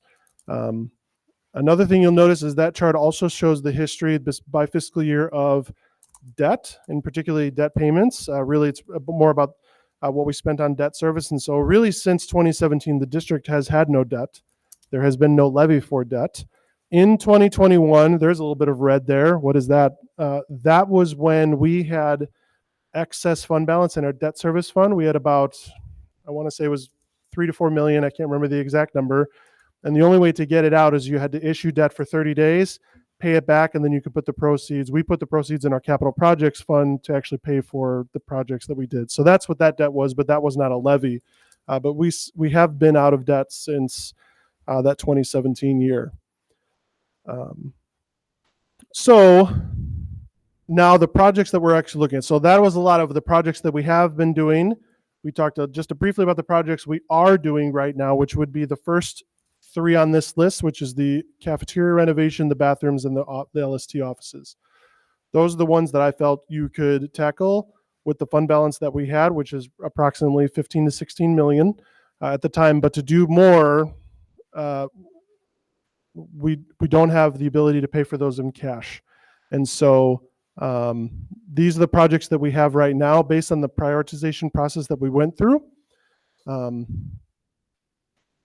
We are going to, right after the new year, begin another process to ask for other project ideas. So this was the state of the request at that moment in time. We want to have a process annually that collects data on projects that we think that could be done, because there are potentially a lot of ideas for projects that people have that just hasn't reached our ears yet, and we want to make sure we're asking. It's probably not fair to only ask it once and never ask it again. We want to have a continual process to do this. So this would be a living document as we able to refine this and kind of know at any one time what are the projects that are out there, what is the prioritization of them. So that's the context around the capital projects, the ones that we have been doing over the last several years, the ones we're looking at now, and the ones that right now would be on our horizon in the future, pending funding, really. So then in terms of scope of services, so I had some questions in terms of scope of services. I really think there are 3 different rocks, 3 different buckets for the scope of services: community engagement, the polling and surveying, and the informational communications. Those are different, and I appreciate our consultant naming the importance of doing the whole thing together. But you can do a reduced amount of any of them. There are a variety of districts doing all kinds of different things. There are some districts that have done the community engagement and just done an online survey, and that's it, and they are done. There have been some districts that have done everything. There's districts in between. So there's a lot of there's a lot of variety out there in terms of what districts have done. We asked them for their best recommendation based on what they heard our process was, what we're looking at doing. This was their best recommendation in terms of that. For timing, so part of the question, why now? It's December. It's like a special board meeting. This is not even a regular meeting time. Why now? As we were naturally going through this process and realizing in November is when we would have the data ready to share the real options for the board. The next step would be consider community engagement. So we said, okay, let's start working on that. And then after talking to some community engagement firms about a potential, we knew that the next 3 elections are the one this spring. We've got November, and then there's the one in 2025. So when would you go? And kind of talking with them, like maybe 2024 is a good one to look at for a variety of reasons. It's like, okay, well, if you wanted to look at that, when would you need to start working on it? The answer Creative Entourage gave and everybody else really gave was like, you need to start now, or maybe a little bit earlier. Again, 6 months ago, 2 months ago, this was not in my frame of mind to anticipate this is where we were looking at a timeline such as the November. So it's really backdating backmapping the process from a November election would really look at it now. So meaning, could we have waited until January to talk more about this and then maybe consider approving something? Our opinion, based on what they said, is really what they're looking for is to hit the ground running in January. And so we could wait. I just think the idea was that it would tighten the process. And it just felt better that we could decide what path we wanted to head before the new year hits so that we can hit the new year, whatever we want to do with the ground running. In terms of cost or budget, the 3 components are listed there. That was included with there, so I don't need to read those numbers, but the total cost, $91,000. That's a lot of money. How would you pay for that? That is a great question. That is always a question that I think boards should ask. So I appreciate the question for sure. That said, I think the way the 91,000 would shake out, again, we don't have a contract yet. This is all conceptual. My best sense is probably 2/3 of this cost would be incurred in fiscal year 24, which is this fiscal year, and the other third, so think of 60,000 and 30,000. My sense is the final third would be incurred most likely in next year's budget. So really what I'm thinking is, how would we really pay for 60,000 right now? And what I would say is my anticipation of that would be to use our contingency budget. When we started looking at moving our budget process soon, so rather than adopting a budget in August or September, we're adopting it in June before the fiscal year starts. One of my concerns was being able to anticipate things, and so we have built a contingency. And so for fiscal year 24, we put in a contingency of $210,000. That is also a lot of money. Also, we're nearly $100 million budget. So percentage-wise, it's not a significant portion of our budget. But we did set that aside. As of right now-ish, there's about $130,000 remaining in that contingency.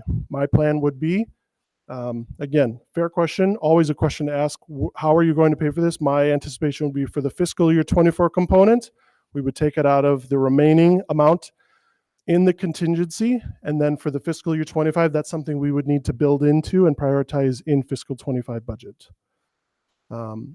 This is not a scenario where we are taking money away from any particular department and say, nope, you can't do that because we're going to do this. That is not what I see for this right here.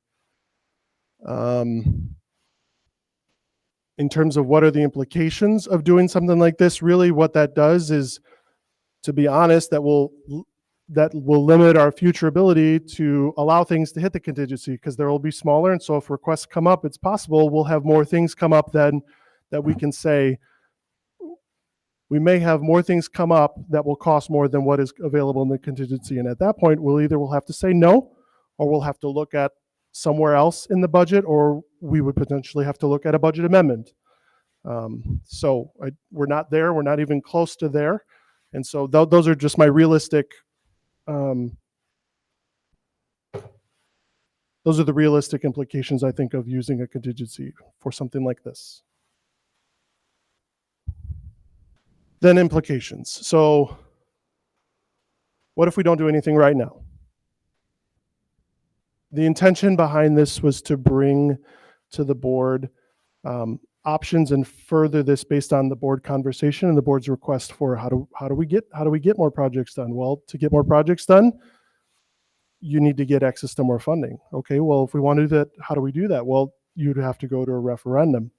Well, in order to go to a referendum, you would really want to engage a community to understand, because this is a situation where the board does not have the ability to provide the additional funding for these projects. The community has to do it. And so as much as the board wants to do things, they don't have the ability to do that. Your ability is to ask the community. And so it's really the community that will decide whether you can do additional projects or not. And so the idea of using a community engagement to help us properly engage with them and do all that, those scientific things that I don't know how to do, will help us kind of understand that. So in the sense of, I'm kind of going back, Lisa, to your question, because it's made me a little queasy. Are we recommending that we do this? That's difficult to answer. Here is my answer. If the board wants to fund additional capital projects, the only way that I can see you do that is by additional funding through a referendum. And if the board wants to pursue a referendum, I think the path would require a proper community engagement. And so if you want that, then that is what I would recommend. But it really will depend on what you as a board want to do. So in terms of if we delayed, if we said, you know what, not this month, this is too early, we need time to think about it, what happens? Say we delay this and decided in January. I think the realistic implication is that we have a tighter process. Will that completely foil the process? I have no idea. I've never lived through something like this before. So, but based on the best advice we were given by multiple community engagement firms, January is the time to hit the ground running. If the idea was, you know what, this is too much right now, what if we just delayed this for a little while longer? I think the implication is that you're just looking at a future election date, not November 24th or November 2024, excuse me. If the decision was, you know what, there is not comfort nor will to look at this right now, just the honest implication is that the future projects are going to have to wait until we have the funding in-house to pay for them. So that is my best sense to kind of summarize some of the questions we've had, some of the thoughts that have happened, and even just some of the processing that we've been able to have, because this has been a fast timeline.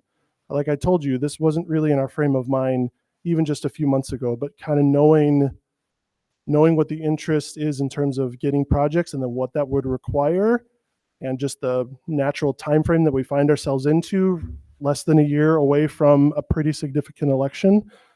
That's what brings us here today. So with that, that's a lot of information, I understand. I think now is the time for questions and discussion or whatever, wherever you'd like to take it. Yeah, I appreciate that. And I would rather, as much as it's a lot more work for the administration and the board, to work quickly to determine if this is a course we want to take, I would rather do that than not look to the future and figure out how we're going to provide for the future. Because as a board, our responsibility is to look to the future. And although it might feel quick to go to the community, have that two-way communication to determine if it's even appropriate to put it on the ballot in 24. The reality is that if we were to put it on the ballot in November of 24, we wouldn't start seeing funds until after that. And those funds wouldn't accumulate until a significant time passed, which would put us in a position to make decisions about our facilities years in the future. Not tomorrow, not next year, not even probably in 25. And because I feel like it's our responsibility to look to the future and be sure we're planning not just for next year and the year after, but for longer term, I'm more interested in getting the community's feedback sooner rather than later, because the time horizon of when this actually affects when we could potentially do additional projects beyond what's on our list right now is far enough into the future that, in my mind, there's not enough of a benefit to just pushing this off. Because if we're going to push this off, I don't see the point in pushing it off till January. I don't understand. Like, if we were going to push it off and say we don't want to do any of this, then I would say we're making the decision tonight that we're really waiting for a more significant period of time to pass. So, exactly. Nothing's going to change between tonight and January. So we can be prepared to, I think, make a decision about what we're trying to accomplish for the future and what data we need from the community in order to know how to proceed. I think you mentioned that, but my question was, and sorry, I didn't think about this to send it to you. But let's say we put it on the referendum and it has a pass. From that point to actually having money to spend, how does that process work?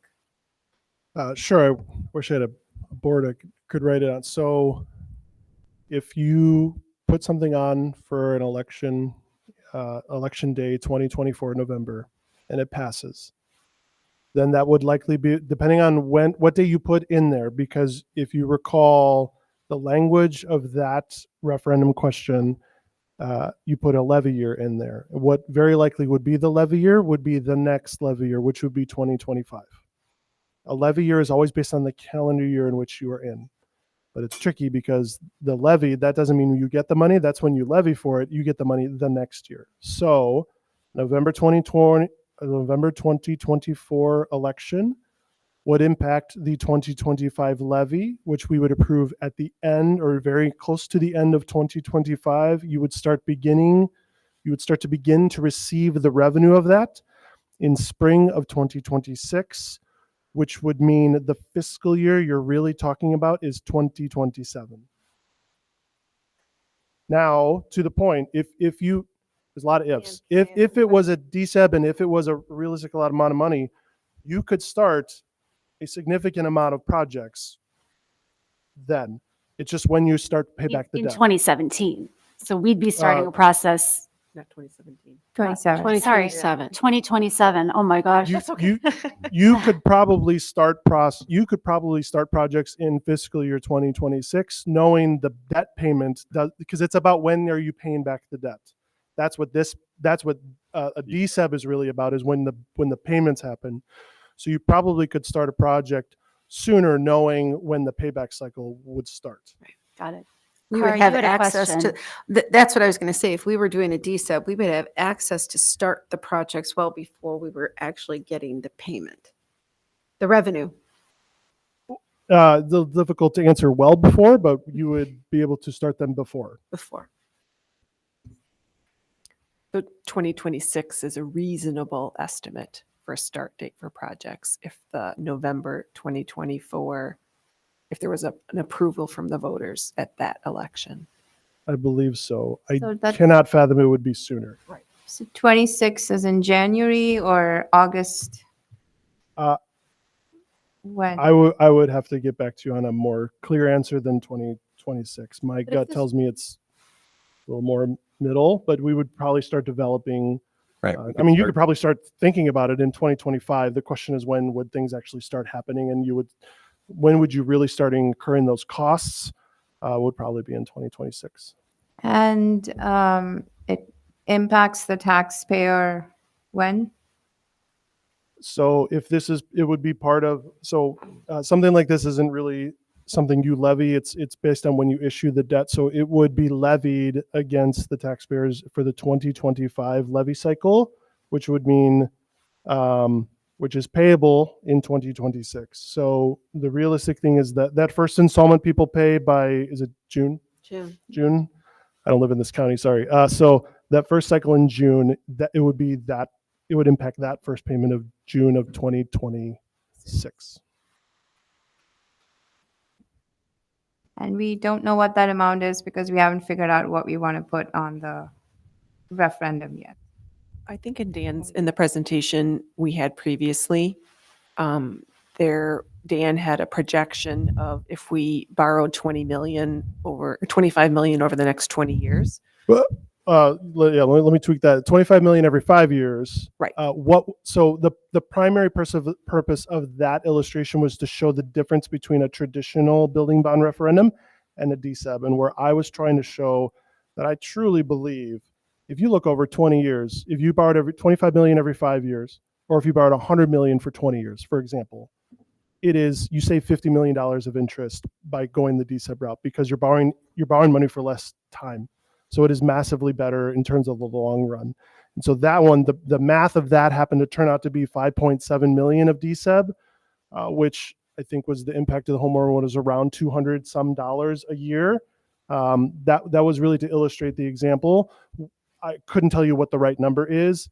To be honest, like it wouldn't be, it's probably not 2 million and it's not going to be 8 million. It's probably somewhere in the range, but that'll depend on, that's not something we have an answer to yet. And DSEB allows us to borrow at lower rates in the future, which we anticipate will be lower in the future. It does, but not by the nature of it. The DSEB, the reason why is it's because you borrow for a shorter period of time. Right. That's what I'm saying. 5 years from now, we expect that the interest rates will be different than they are now. And if we had $100 million loan right now, that interest rate could continue. Yes, interest rates are a bit high right now. So borrowing at today's Now. rates would be for 20 years would be higher than you would ideally want. But you also can't control interest rates. They could be higher 5 years from now for all we know. We don't It know. could be.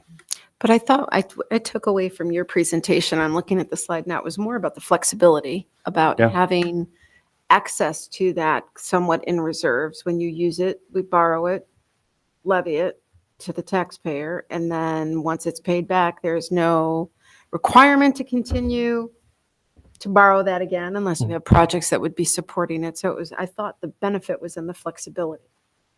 I believe there are a variety of benefits. One That of them. absolutely was another one of them, in my opinion.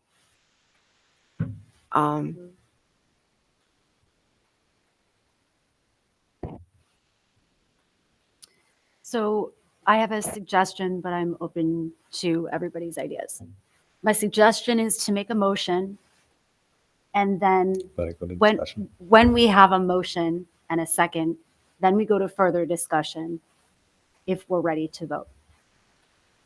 Is everybody comfortable with me proposing a motion? And before I ask for a motion, we'll agree on what the language of that motion should be. So I wrote one. Please speak up if you would like to suggest it be a different motion.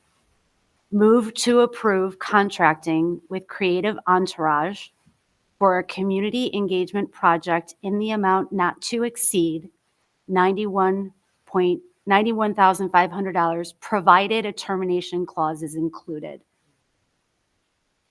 Are there any suggestions to modify that suggested motion? No, it works. Okay, so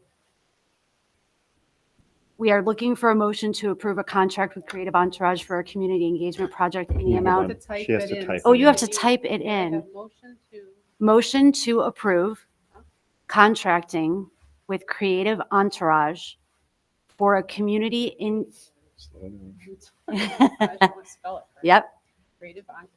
For a community engagement project in the amount not to exceed $91,500, provided a termination clause is included.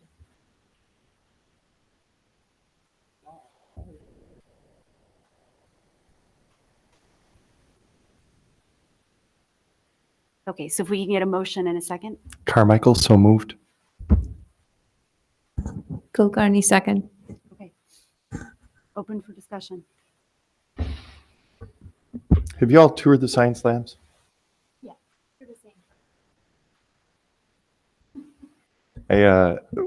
When I did my tour with each of the principals right after I made it onto the board, John's tour was very different. It was more That would be teacher- Vernon Hills High School was Vernon very Hills High different. School. Yeah.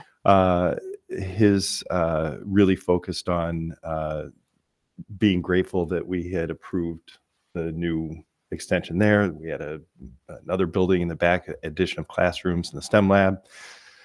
So his facilities were in pretty good shape. They were talking about the what was going to be happening in the cafeteria. When I went through LHS with Tom, he was very good about showing me what needed to be done in the building. Like that tour was, I think, specifically designed to show me infrastructure. For example, the pond, the water that we have coming up in the basement every day that we have to pump out 24/7. That was in 2019. That was in 2019. He took me through the science labs. Later, the board toured the science labs. But those are original from the 1950s. So when you said they were 50 years old, we can add, I think, some time to those because they're very old labs. Post-war. Yeah. And it's significant not because of aesthetics. It's significant Oh, because it for has teaching. a direct impact Absolutely. on student learning. So having taught in facilities that were much more modern, much more flexible, much more technical, I was like, we need to move on this now. And each thing that he showed me, I'm like, we need to. And so now it's been years since that tour, and those science labs sit there. So I've been asking that question for a while. Like, what are we going to do how are we going to do this? I fully support moving forward and doing whatever we can to make the facilities so that the kids have the opportunity to learn the best way they can, and the teachers have the tools to teach those kids in the best facilities they can. And I think that our community will support that. I think that there's going to be a learning curve with the DSEB. I think that's going to be one of the big hurdles. But I think that our speakers tonight were absolutely right by saying people can understand the building. We need to work on the building. And we do. And even better, we don't have to guess what people will support or won't support.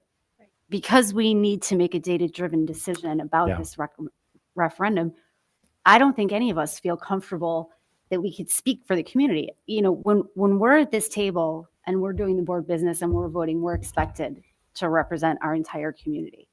When it comes to something like this, I don't want to guess what the community would or would not support, or what the community does or does not prioritize.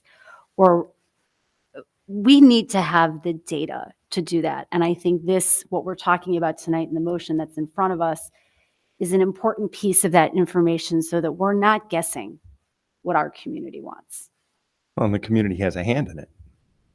They're engaged Instrumental. in the process. In an instrumental Yeah, way. absolutely. Yeah. And certainly these are different times, but I think we're lucky also to live in a community that historically has supported various referenda, et cetera. And I echo what Don says. I think with the right amount of education and engagement, getting people over the hurdle of some of this maybe language that we're not even us aren't even quite expert at yet, right?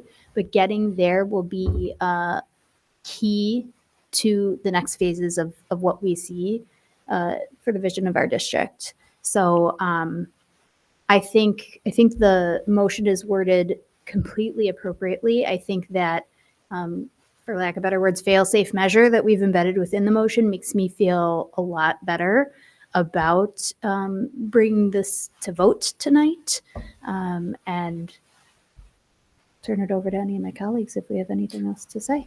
I'm going to be the stickler. I think I struggle with this decision. I think it's fast. I think we have consistently been hearing from our staff, from our faculty, from community.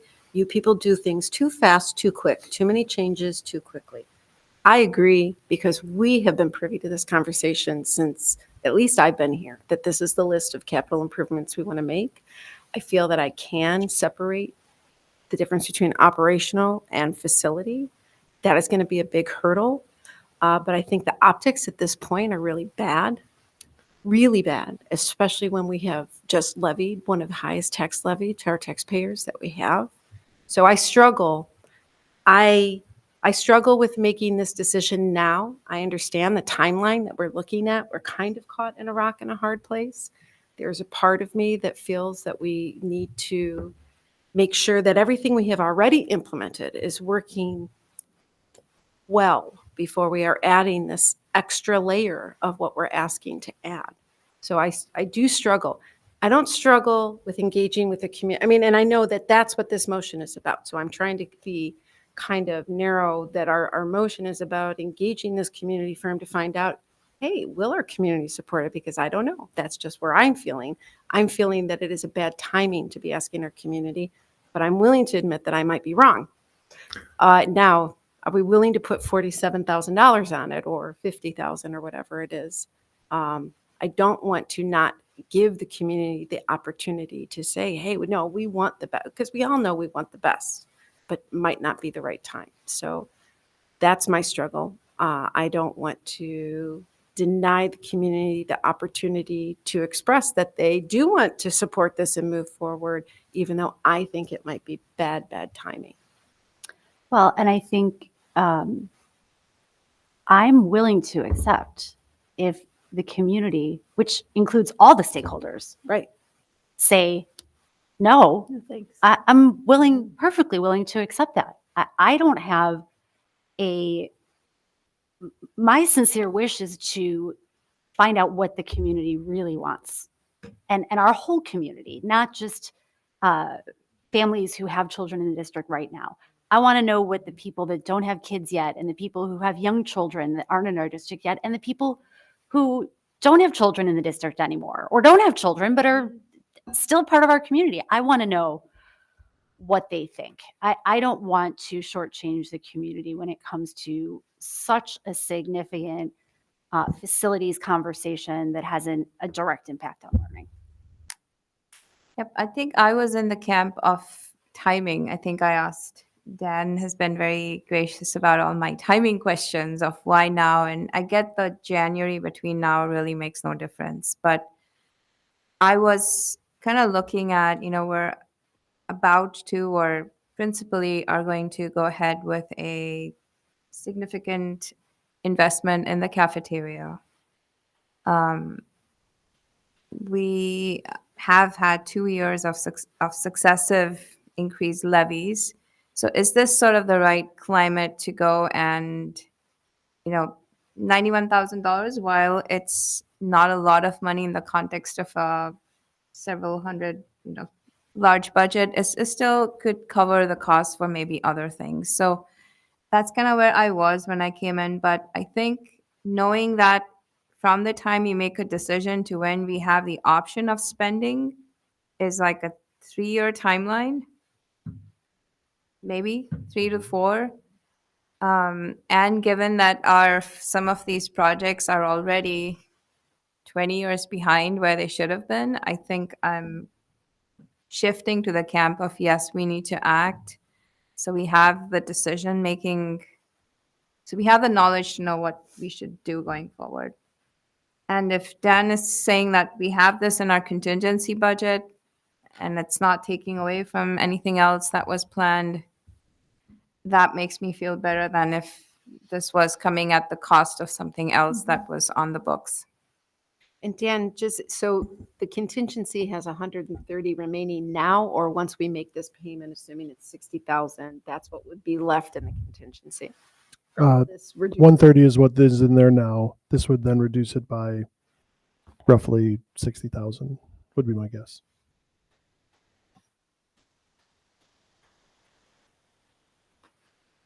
Okay. Any other comments from the board?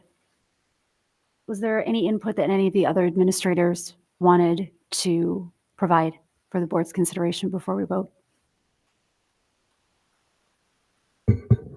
I know Dan talked about the history of everything that we've done. I think I've been here for all of those, additions and changes over the years, either as a teacher, athletic director, and in this role. And I think, even our experts talked about just like replacement cost of 2 schools, and if you don't keep the 2 schools up. So we've done a lot of improvements. But at the same time, we need to continue to make sure that we, spend our money on the assets that we have. And we have, 2 great assets in our schools, and we need to be able to, keep those going. And if we don't, I think kick the can down the road, so to say, that, that just it'll cost more money in the end. And we need to look at making good decisions that the assets that we do have, the 2 great high schools, and we're spending that money. So Maybe one other thing to add, when we were talking with all 4 of the community engagement firms, they all commented on what a great story we have to tell as a district, that we have been very good stewards of the taxpayer dollars by being debt-free for so long, and by telling the story of how many capital projects we were able to invest out of fund balance. That's very rare in public school educations now, and that would be significant trust builders with our community. The track record that we've had of trying to not go for interest-bearing options, but that our fund balance continues to go down, and for us to maintain the innovation and the things we know our students deserve, that's why we're coming to them now. So I know it's easy to sort of get to have our minds think about some of the negative things that the audience might be hearing. They were making sure that we understood, as a district, we have a very good story to tell, and that they felt really good about our opportunities moving forward, should we consider to pursue it. Okay. Does anybody have any other comments or thoughts before we go to a vote?